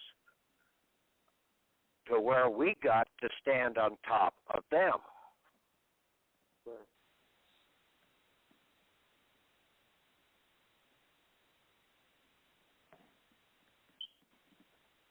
Okay, well, that clarifies a couple of things for me. Appreciate it, Patrick. Thank you. Okay, well, yeah, I mean, talk it over, write it down, look these things over, think about it, sleep on it. Okay. Wake up in the middle of the night, jump up out of bed and basically write something down. Go back to sleep again. Think about it some more. Basically, you'll be surprised how much you learn in your sleep. Oh, absolutely. That's where you do most of your processing. Yeah, your mind is constantly, it never sleeps. Okay? Your soul never sleeps. I know that. Yeah. I've got Greg on the call through my Skype chat, and he just said that go to the library and look in the Book of Corporations, and you get a listing of all corporations in the U.S. Should have their zip codes or something in there. Yeah. Yeah. The Book of Corporations? Book of Corporations, yes. Oh. But you can go into, if you got computer access, one of the best search engines that I've found is using dog, all one word, dog pile. Yeah, dog pile. Yeah, I use dog pile, yes. That Go is good, too. You know, I found the zip code. All you do is go to the zip code, USPS zip code, and you just type in the address, the street number, the street, the city and state, and then it gives you the full, all the digits for the zip code, and that's how I found it. But you have to have the address. That's just some info. Yeah. But some cases you still have to go in and find out where that corporation headquarters is at, like Subway. The corporation for Subway is located in Milford, Connecticut, I think. Now, real quick, do you think it would be wise to include a cover letter and a W-8 form when you send the bill into the CFO? No. Okay. You include a cover letter along with your 1099-A, and I would do also a copy of this affidavit after you get that notarized and signed, and then you put a copy of that in there. The first time you make your filing in with them, that you're coming in as an American Principal Executive Officer. Okay. See, they're a corporation. They had to get permission from somebody. Well, who is the somebody that is really out here? It was the people, okay, the principal executive officers that set up the original Constitution. Even though they may be a 14th Amendment corporation, they all derived their corporate status from the Constitution, the original charter for the land of America. And if you're the principal executive officer, then you stand over that corporation in a higher position. Now you become like a board member over that corporation. How many board members does it take to fire the president of a company? A majority. Two. Two? Yeah, two. No kidding. I didn't know that. That's in the Constitution. Huh. Article 3, Section 3. Article 3, Section 3. Can we fire the president? It takes two to file a charge of treason. Oh, right. Okay. 2 witnesses. Yes. Got it. See, there's a lot of things that are hidden right in constant. Huh? So I wonder if that even goes up to apply to the U.S. corporation. Yes. But see, you've got to get your status first, okay? Yep. And then you've got to use it wisely, okay? You can veto any law out here. You have the right of veto. But you do your affidavit. Now they have to come in and prove that you don't have that. And see, that's what I was getting out of all these courts. They kept coming back and saying, we don't have jurisdiction to do what you want. And they're right. They didn't. And the judge told me that, too. Yeah. He told me that he didn't have jurisdiction to do what we wanted. He said, you can do it yourself. Well, I got a question. If a slave don't have no freedom, how can I demand freedom without having it? I mean, I don't get me wrong. I get the 25-year premise and everything else you put out there, but what I'm trying to say is, I hope I said it right. How can a slave demand his own freedom? Are you saying that you are a slave? As long as I have a birth certificate, I'm under the assumption that I am. No, that's not so. See, you're operating under the wrong presumption. You're operating under the presumption that basically has been put out here in the patriot community to make you think you're a slave. But okay. But isn't that certificate allow a bond, which puts me in bondage, right? So that's not like slavery. Your assets are in bondage. Okay. Hey, Pat. Yeah. Why don't you tell them what you told me to do, and I did it, and all of a sudden everything turned around. Yeah, basically signing the back of your certificate of live birth and sending it back to them. You endorse it back to them. And see, that's what we were trying to do with this, taking a copy of our certificate of live birth and sending it into them and making the statement into, I sent one into the treasurer, and then I've notified the Postmaster General also. Okay, see, the Postmaster General is the highest governmental office in the country, even higher than the president, because basically he controls the purse string. He deposited the people's assets with the Treasury Department, and then the Treasury Department placed them over under the Department of the Treasury in 1871. See, the original Treasury of the country was just known as the Treasury Department.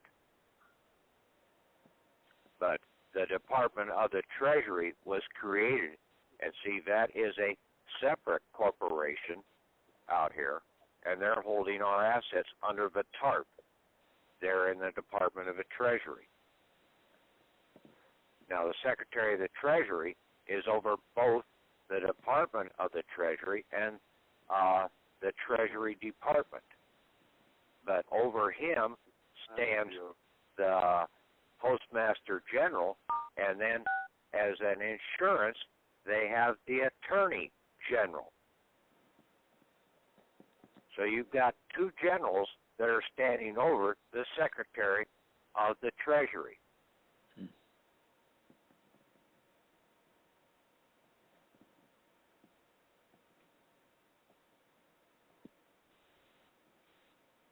So that's what we should do when we send in the 1099s for the complete withdrawal. Is we should also send in the endorsed certificate of live birth, or a statement that basically you will hand over the original at that point in time. If you have a scanned copy of it, you can put that in there, and basically then you sign the bottom of the document. So like what I was doing, the bill of ladings with those items.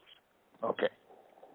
And then you turn around and you hound upon the attorney generals out here to give you see, the seal for the Justice Department. He who demands justice shall receive justice. Is the motto on that seal. Okay? You have to go in under your right of redress and demand justice. And that means just exchangement. And when you do your affidavit and then you send a copy of that into the Attorney General of the country and into the state Attorney General,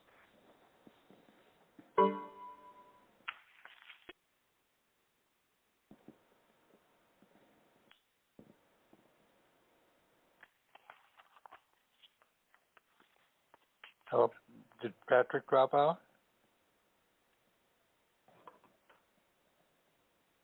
Hello? Or did our call must have dropped out. I think Patrick glossed out because it was right in the middle of his sentence. Yes, but who's speaking here now? Tom? Steve in California. Okay, then you're not on my Skype call. So Patrick dropped out. Yeah, Patrick dropped out. Okay. His phone went off charge again. Yeah, I heard a thump, like a bell or something. Yeah. Well, and that is the signal when someone leaves. That thunk, right? That's the signal when someone leaves free conference call. So maybe his battery gave out on his phone or something. Yeah, that's what it sounded like. He stopped. Right. Boy, this is really a good call. No kidding. Yeah, it's a lot of information. Yes, Patrick? Okay, I'm back online now. Yeah, we figured your battery gave out or something. Yeah, I'm sitting here and I should have plugged it in. I just didn't pay any attention to it. Okay. I didn't hear it. But anyway, all the state attorney generals are also tied into the Treasury Department. They're tied into the Treasury Department as they are agents for the financial management system. Mm-hmm. You got it. And basically you come in and you put your complaint in with them. Okay. Right. And when you put your affidavit of being a PEO in, you get a copy to them, and now you stand over them when you order something. Now they have to hear you. But until you have your standing as a PEO, you're not going to be heard. All right. And I would take that affidavit when you do it, okay, and run 3 copies of it when you go to get it notarized, okay? So you have 3 copies.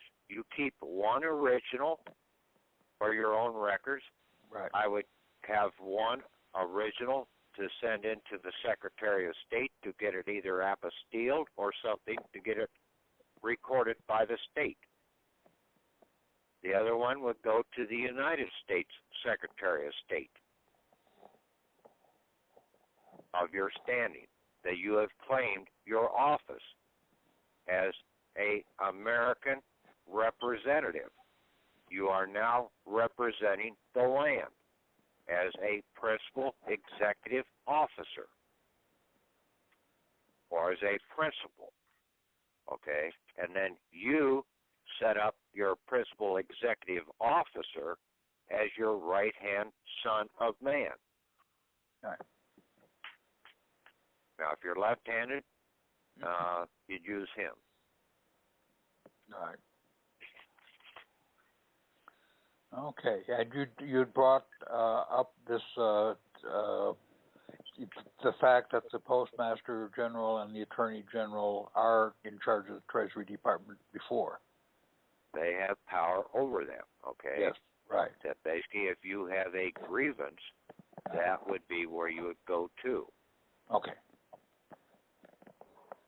Good. Either the Postal Inspector Service, and see, the postal system is the men and women's banking system. You don't need these commercial banks. Mm-hmm. I like what you told us about the seal of the DOJ here. I think that he who demands justice receives justice. I think we need to remember that when we're ever visited by the men in black. Well, that's the basic attitude. If you get visited by the men in black, basically, you're going to be questioned about more than just that, okay?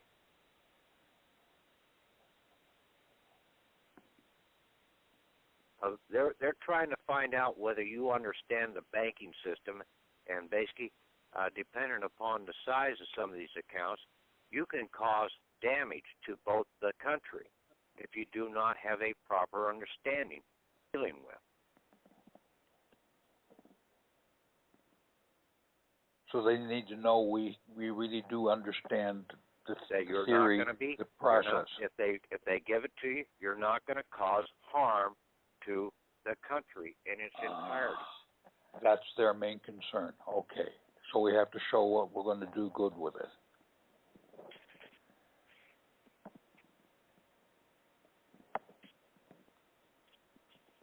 Good.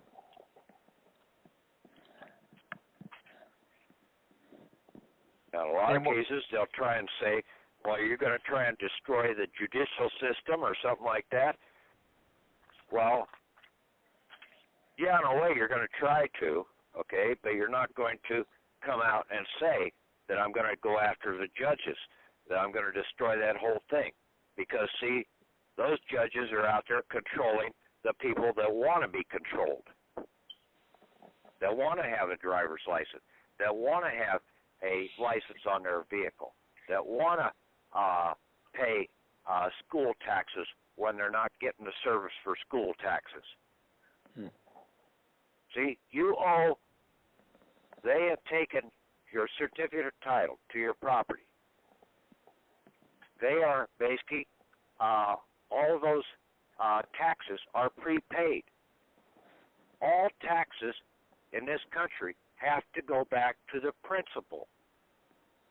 Now, if you're the principal, then you're going to get those back to you. And that's why we have to come in and claim to be the principal executive officer. Or we're claiming the principal office as being a representative of America.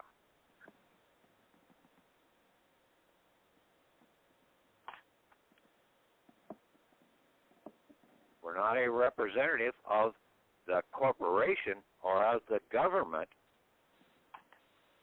corporation, chartered government. We are a representative of the land because we came from the land.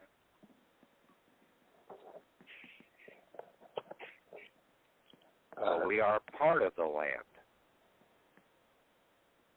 But we're a living entity that is standing upon the land.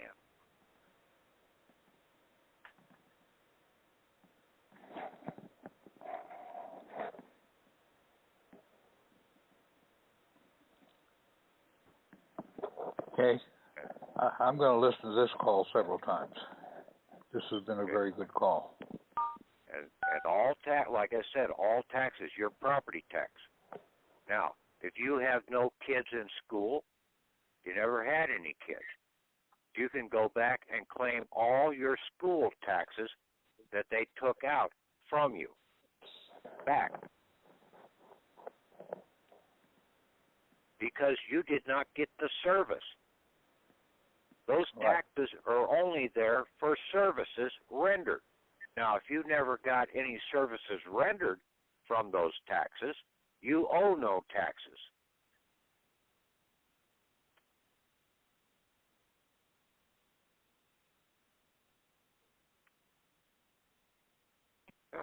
Show me the services that I was rendered.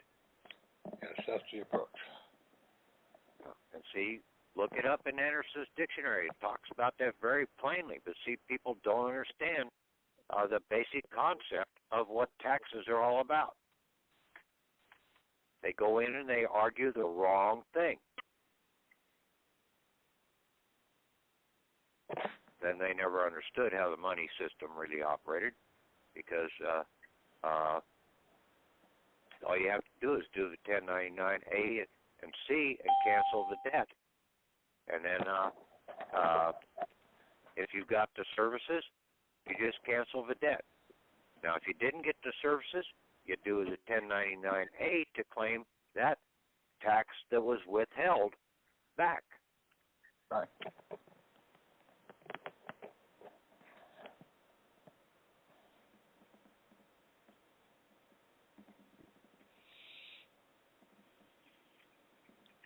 Any other questions?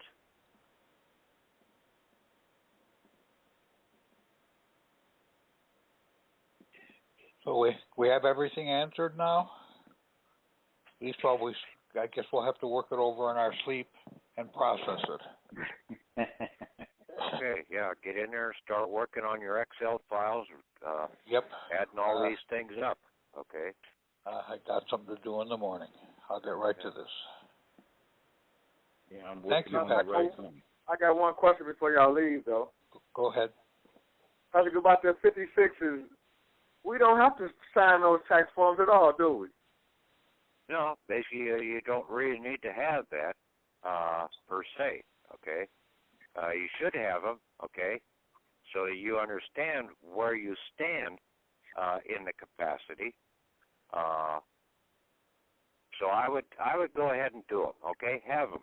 Okay, that you are but put down that you are the principal executive officer, the PEO, on there. Okay. So we don't sign it as executor anymore, but as PEO. No, don't go as executor. You're going as the PEO. Oh, okay, got it. Well, then I got another question in, and I don't know where this goes, but I'm gonna ask it anyway. What is what is in propria persona? I don't know. What is that exactly? Look it up in the dictionary. I'm about to look it up, Patrick. I know I shouldn't ask it, but I asked anyway. I'm gonna look it up. Yeah, I did look it up in Anderson. I flunked about 2 semesters of Latin, so basically don't ask me. Okay, but it wasn't in the Anderson. Dictionary half the time when it comes to some of these Latin terms, and then I still mess them up. Yeah, it wasn't in Anderson's. That's why I asked. Well, basically, if you don't find it in Anderson's, go ahead and look it up in Bouvier's, Ballantyne's, or Black's. But be very cautious about what their definition is going to say. Now, Anderson's or Bouvier's has a good breakdown of, I think it was representative in there. It was one of the words that basically we, let me see,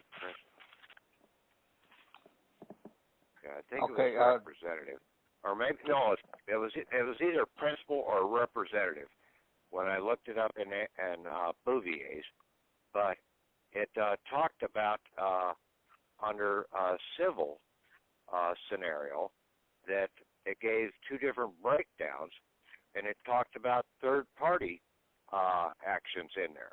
And see, that's what we're dealing with in a lot of cases out here, is these third-party states. The state of, the United States of America. They're all third-party states. Okay? They're really dead corporate states, and they're unconstitutional from the original Constitution.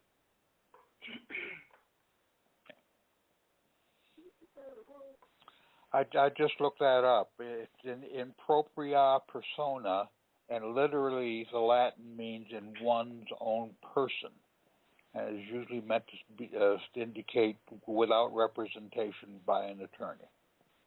So that means that's you establish your status then. So it's pretty much equivalent to pro se for yourself. But pro se is a bad thing. That means you awarded the state, right? If you in pro se, right? No. You're awarded the state if you get an attorney. That's right, but that's what pro se means. That means prosecutor. No. We're representing ourselves. We're not letting someone else do it. That's right, and that's what propria persona is. That means you're representing yourself. Right. In other words, propria persona is about the same thing as pro se. But actually, it's quite the opposite of pro se. Is what I'm trying to is what I understand it to be. No, the Latin for pro se means for himself.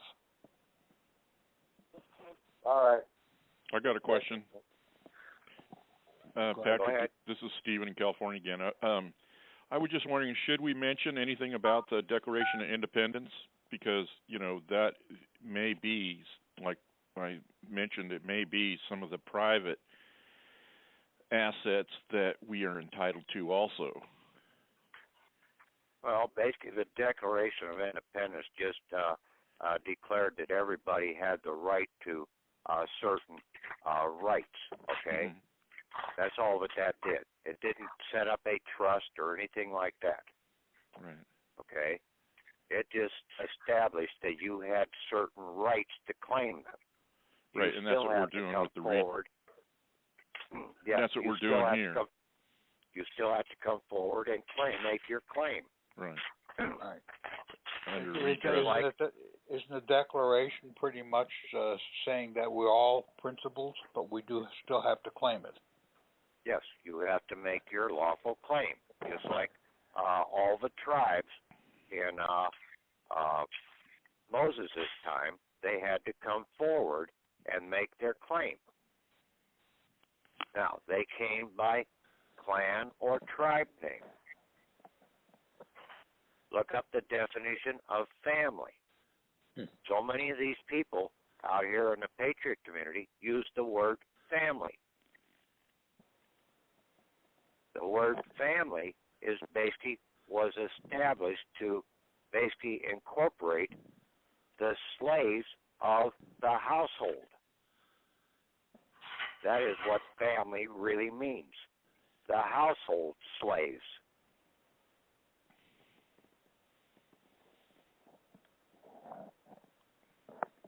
Yeah, that's one of the first words you pointed out when you got into Anderson. Mm-hmm. I wondered if my parents just wanted to breed some slaves. Well, basically, you are a slave. You're at their mercy of Ma and Pa until you come of age. Yeah. I remember asking them that. Mm-hmm.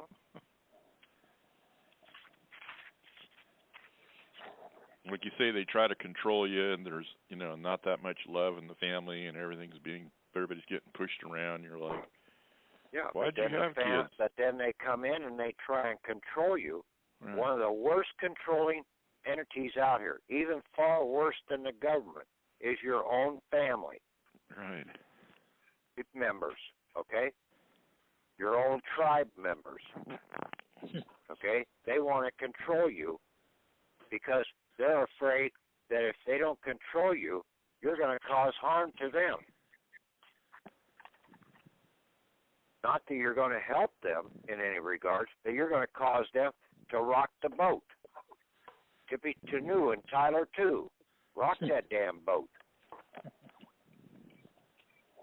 Right. They'll try to control you politically, but it's okay if somebody marries, a different race or something. Hey, there is no such thing as this race thing, okay? Yeah. People were made up of different minerals from the land, Right. okay? Basically different environments. They're still all men and women. Right. They have different attributes, but that's it. We're all the same. We're earthlings. Byproduct of the earth. Huh? Byproduct of the earth. That's right. We're earthlings. If you want to use a real word.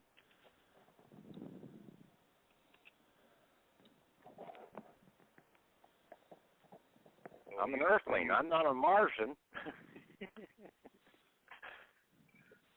I don't know. There might be a few Martians running around here, but I don't know.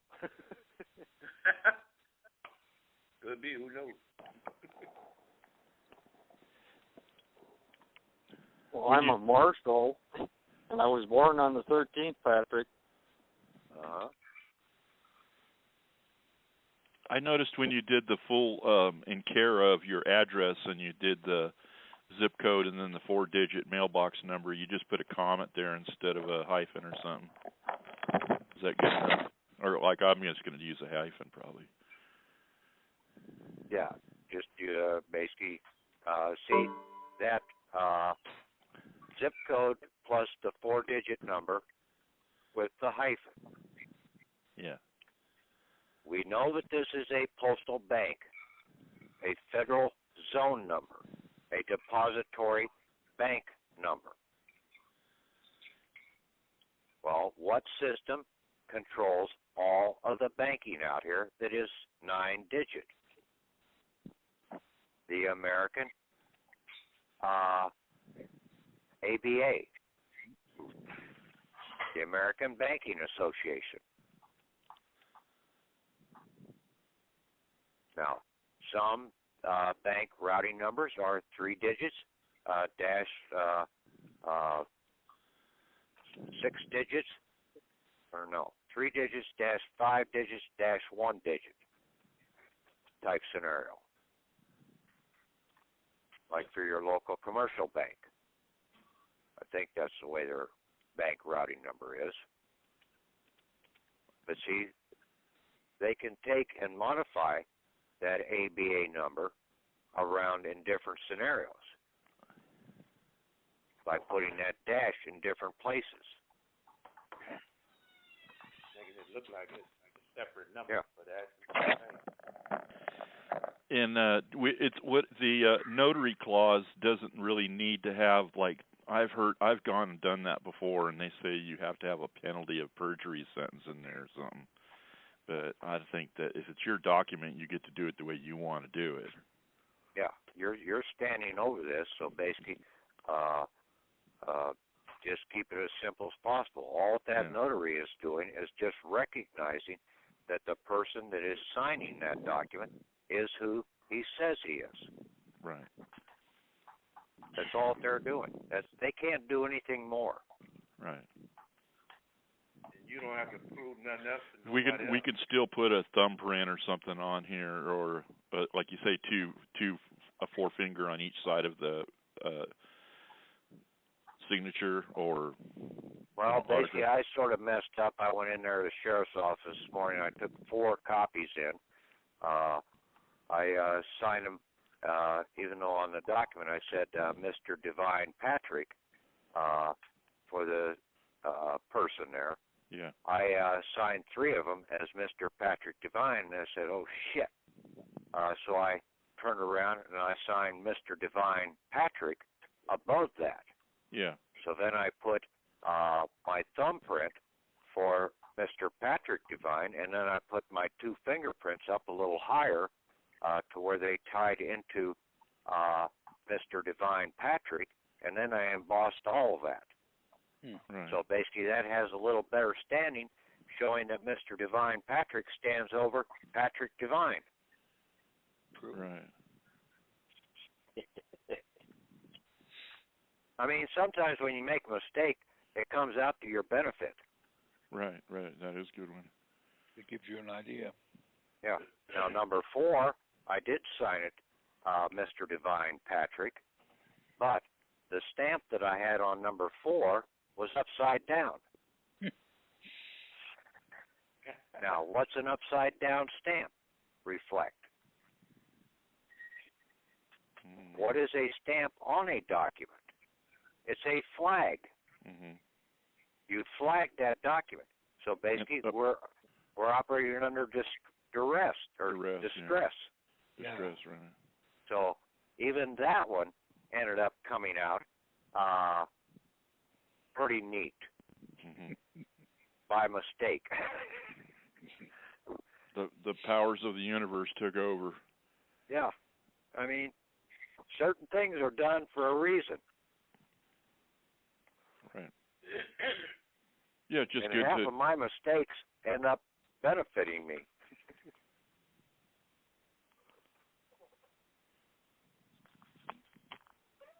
We're always told we learn from our mistakes. Yeah. But see, sometimes you may think it's a mistake, but really it isn't. Well, I can tell you this. I mean, when you sign two names like that, you're passing through as either or anyhow. You're driving. It's like two motorcycles in the same lane. Yeah. Well, basically, you're showing that the human body has control over my right hand person, and that you're fulfilling different roles. Yeah.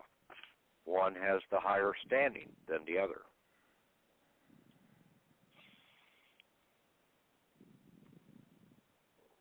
That was cool. That was a good way to fix that. Yeah.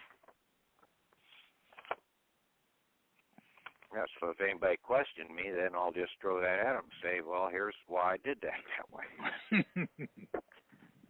It's my affidavit. It's not theirs. Yeah. They can't say that was signed wrong or anything like that. No, I signed it that way for a purpose. Right. Now I know what the purpose was. Pat, like I told you, God is in the midst of things. He, things are happening for a reason. Yeah, my God's taking care of me. Yeah, most definitely. Yeah. Now He's not going to take care of you. You've got to take your own God's got to take care of you. That's right. Or your spirit has to take care of you. Or your mind has to take care of you. That's it, yeah. So like what was said earlier, that we can go do the SS4, get EINs and all that stuff later. Just get this in. Yes. Yeah. And then probably follow up with get in your standing, because see, half of this stuff, this corporate stuff, wasn't addressed in the original Constitution. You have to come in and claim your office. You have to find your office. And see, that's what most people never have found, that their office is that they are a principal executive officer, or that they are a principal representative of the land, and then they set up their principal executive officer as their right-hand person. That's the office that you have to find and you have to claim. And until you claim your office, then any rogue outfit out here can keep your assets from you. That's the definition of office found in Anderson's Law Dictionary.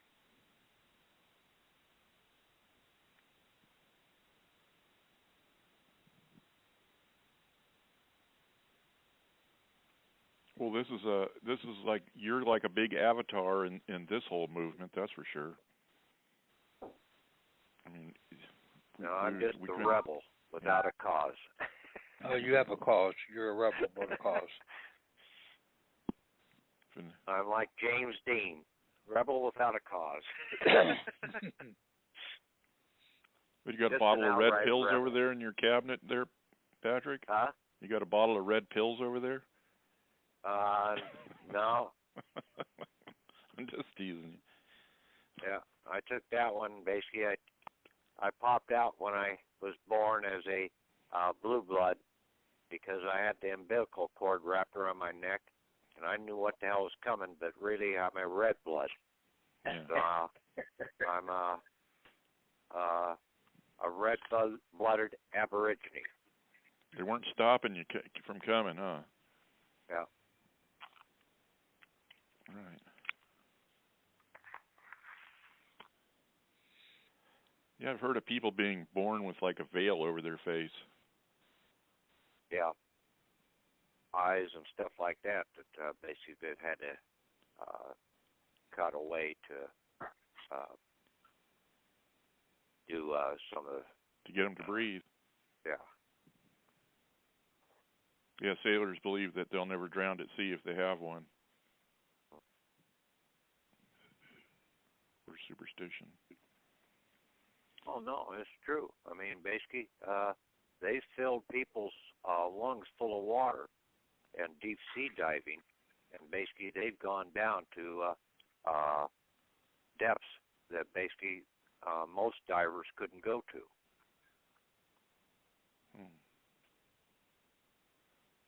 Just to equalize them?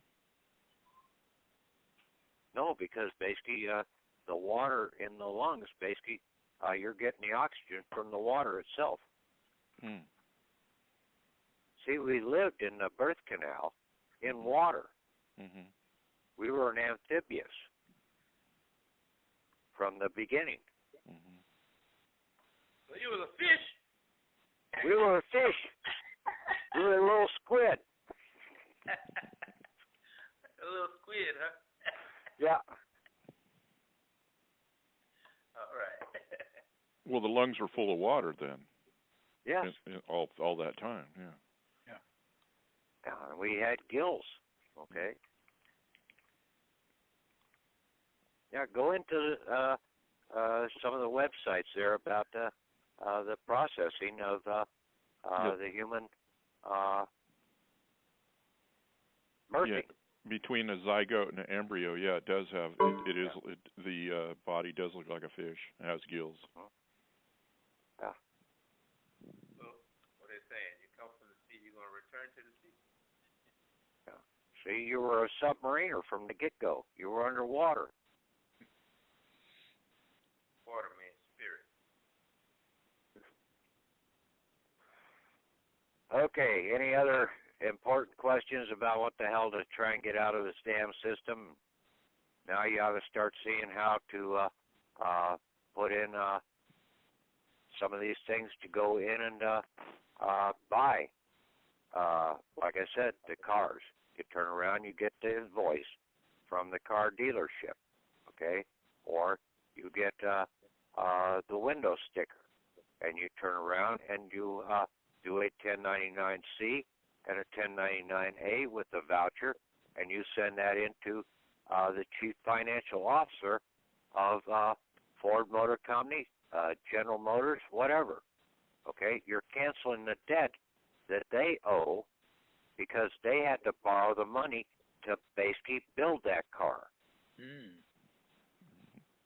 Boy, that's making some sense there. Great day in the morning. Let me ask you this. What about automobile insurance? About what? Automobile insurance. You don't need automobile insurance, okay? Private property.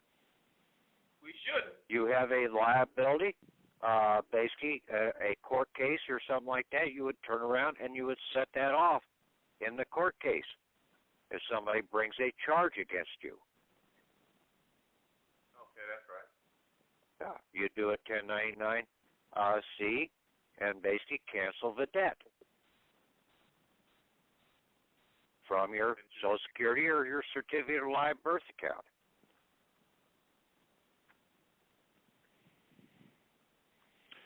Now this affidavit of Office of American Principal, it doesn't have any numbers in here. I noticed that you don't have to do any of that now. That's just all in the 1099 forms. Right. Yeah, because basically all you're doing here is you're claiming your office. Right. Okay. You've got to claim your office before your office can go out and make its claim for the assets that the office is supposed to be holding. Right. Then you got the keys for the lock. Yeah. Then you establish your executive, your principal executive officer, your PEO. Now your PEO goes out and basically makes the claim to bring the assets back to the master. Great.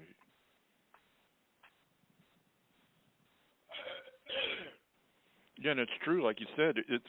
This country's just so full of debt, and it's never been set off or canceled that it's just burying this country. Yeah, We're and sinking it's all the ship. false debt. It's all false debt. Yeah, that's false debt. That's not real debt. What was the word you said? Would you say false debt or what? False. Yes. False It's debt. Right. fictional Okay, debt. I got you. Yeah. Yeah. Watch the movie, The International. Right. Okay? These bankers basically get you into a scenario that you are a debtor. Mm-hmm. We're not the debtor. Mm-mm. All these countries out here are rich. This is one of the richest countries in the world. It's rich beyond its wildest dreams. The timber that rolls through this town is unreal. They just had a fire here at the Sierra Pacific Mill last night, but their kiln burned up or something. But man, there's a lot of logs going through here. We got about a half a mile long stack of logs that's probably six wide and about 50 feet tall, with sprinklers going on it all the time. I don't know what's being built. I guess they're sending a lot of wood all overseas, or rebuilding Iraq, or building bases somewhere. They claim they have a lumber shortage up north. Yeah, we're entitled to all these dividends. And you are getting it, okay? Yeah. That they're going into your accounts that are under a TARP. Yeah. That's the depository accounts. Yeah. And back there on the East Coast, that's where all the coal mine is, and in the Midwest, there's all this, other resources, whatever, gas and everything else back there. Yeah, and see, basically you can drive for free in this country. You turn around and you take your gas receipts and you send them into BP or whoever that your gas station is tied to.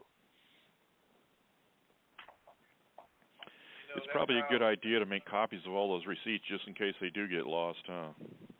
Well, yeah. That's how millionaires was made, because nobody was claiming the tax.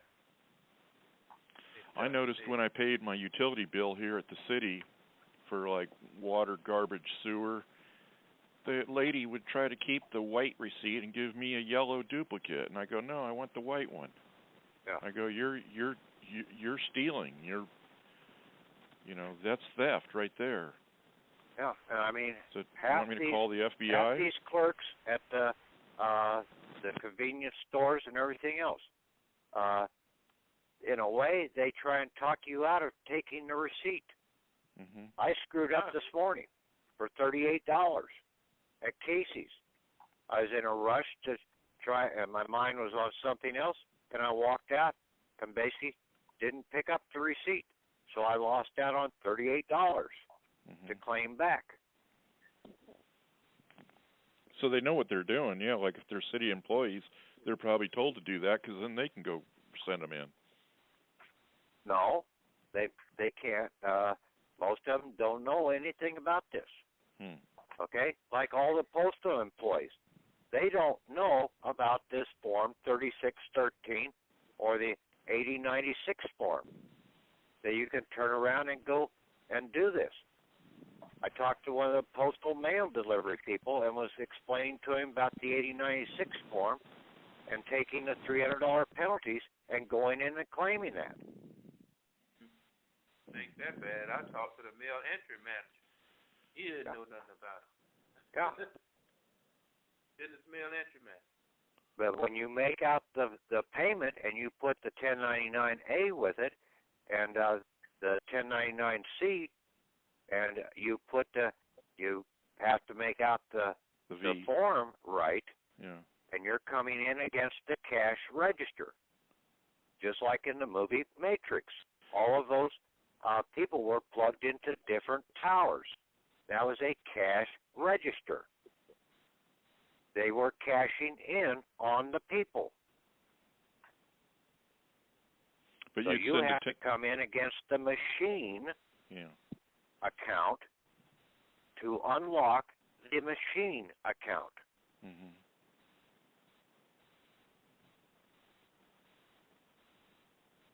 Well, we'll go through that. We'll study that next too. Okay. This is really helpful. This is encouraging. I'm really, we need to get out there and do this stuff and report back to Patrick our successes. It lowers the worry level, when you can do basically, this. Then you have a different standing now, especially when you do this affidavit and you throw this into court. Basically, that court has no jurisdiction over you. They definitely know that. Right. Mm-hmm. And then you send this up to your state attorney general and everything, and basically he's over the law enforcement for the state. Now, and you're coming in and you're claiming that your right-hand principal executive officer is exempt from all other foreign third-party state of whatever codes. You don't have to have the insurance.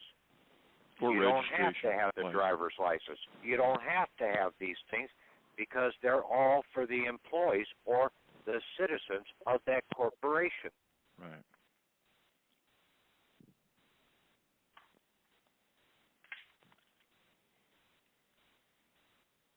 We just took the caller off. Mm-hmm. Yep. Okay, any other questions there? No, I'm good. No, I'm good. I'm good. I'm just trying to learn how to do this doggone Excel. Man, this shit is ass kick. You're still trying to learn how to operate the computer. I know. I told you to go get your 5-year-old grandson. He promised how to do it too. All that damn dumbass play is so stupid. Man, I tell you. Yeah, I mean, basically, if you're having computer problems, go get a younger generation. Basically, break them away from their iPod or whatever for a little while, and have them teach you how to operate the computer. Yeah, I'm gonna have to, Packer. This here is. And then you can show them how to get their assets. Yeah. I tell you, boy, this is a boogaboo. Grace. Okay. Okay. All right. Thanks, Thomas. And thanks, Patrick. Thank you very much, Patrick. Okay. We'll talk to you guys later. Okay. Good night. It's been a wonderful call. Thank you. Okay. You guys take care. Okay. You too. Good night. Okay. Good night. Well, I'm not going to bed yet. Chill, hey. Yeah. What's up, Thomas? Well, that was a good call. Yes, it was. Yeah, all the calls I think. Well, I think he's given us enough so that we can just sit down and damn get it done, and so that on the next call we can report to him what we've done rather than ask him how to do it. Yeah. Yeah.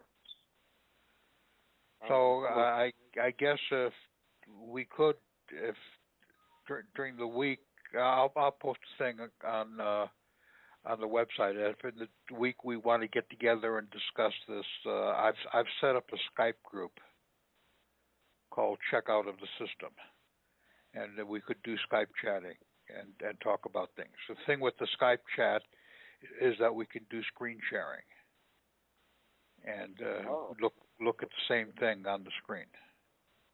Wow. So and that's on Sundays, right? What is it called? What is it called? Check out the system. The group is, I believe, I just named it. I think I remember the name, but just let me make sure. But I have your other one, T, with your last name. Yeah, that's my personal one, and I think to get in this, you have to check out, what do I call it? Check out of the system, and it's all one word. And okay, good. And what you do is email me your Skype ID, and then I can put you into the group. Great, I'll do that tomorrow. Okay. Okay, Thomas, thank you. Who do I have in there right now? I have Gita, Anthony Franklin, Gregory, and Megan. You got me already in it? Yeah. Oh, okay. I think I just put you in there because you're here every time. So I saw your name and I dumped you in it. Thank you. Okay. Very good. So Patrick, I mean not Patrick, but Tom, have you had any success with any of these files and folders, man? No, because the information I needed, we just really got over the weekend.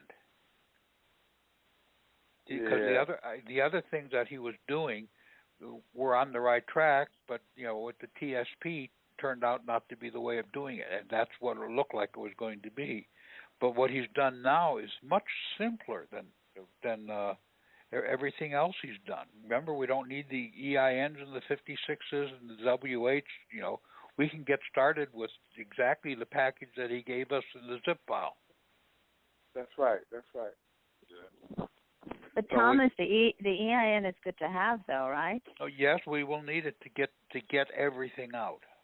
Yeah, because I think you have to put it on your WH. But the package he had in here was to go get it out bits and pieces at a time to handle specific situations. Oh, okay. And pardon? Sorry. Yeah, I want you to finish your thoughts first before I say something. Right, it's specific situations. There are some situations where I think I'm going to take care of a property problem I have is actually go to the bank and tell them to give me an invoice. Yeah, I heard you talk about that a couple of weeks back. Yeah. I'll do the same thing right. tomorrow. But now he's given us the method to do it now. Whereas before we were doing all this COD methods where you send them a COD, and if they didn't pay, you were going to sue them in court and all that. This is whole much simpler than any of that. Yeah, because the voucher makes a difference. The voucher is when you sign it and what is it, fingerprint it and emboss it, right? Yeah. And I'm going to get a rubber stamp made for all this endorsing on the back. Oh, you mean like just with your name or something?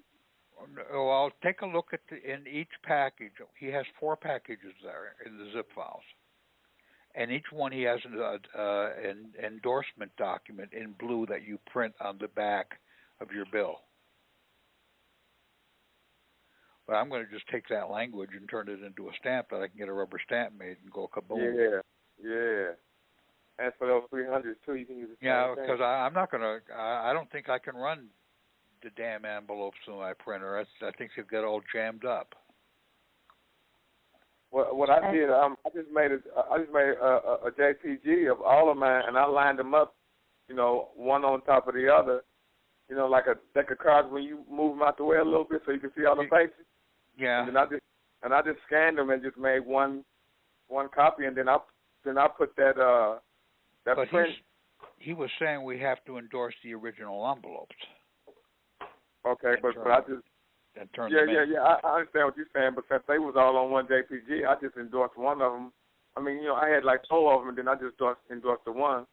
to be for all four of them. So, I mean, yeah, but you're endorsing the back, and they need the front to see the 300 penalty stamp, because that's what you're cashing in.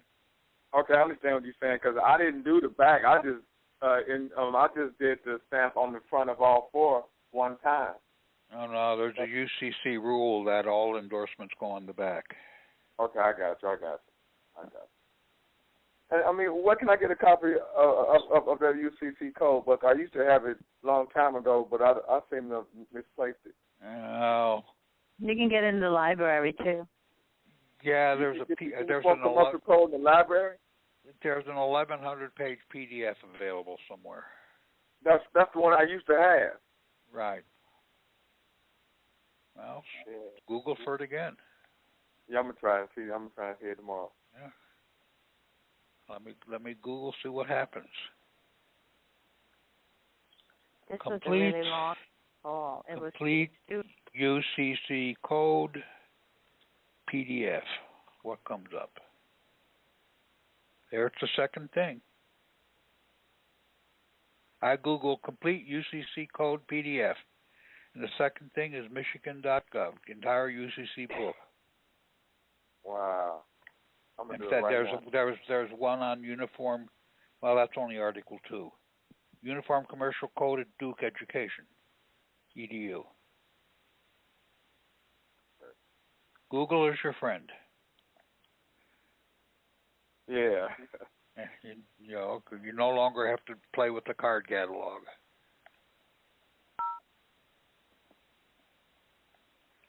Okay? I'm good, Pat. I would call you Pat. I'm sorry. Thank you, Thomas. Yes, let's all get to work and get it done and have success. That's right. 3 days, okay. Baby. 3 days from today. Well, good. Okay, we'll see you then. Thanks, Thomas. Good night. Okay, you're welcome. Bye. Bye.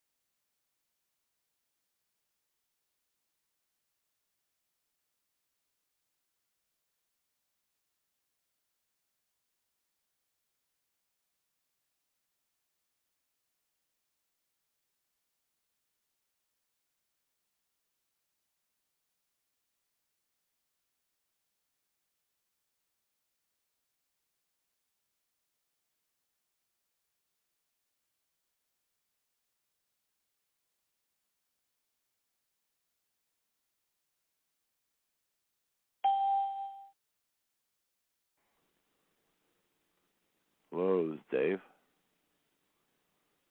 Anybody else on here?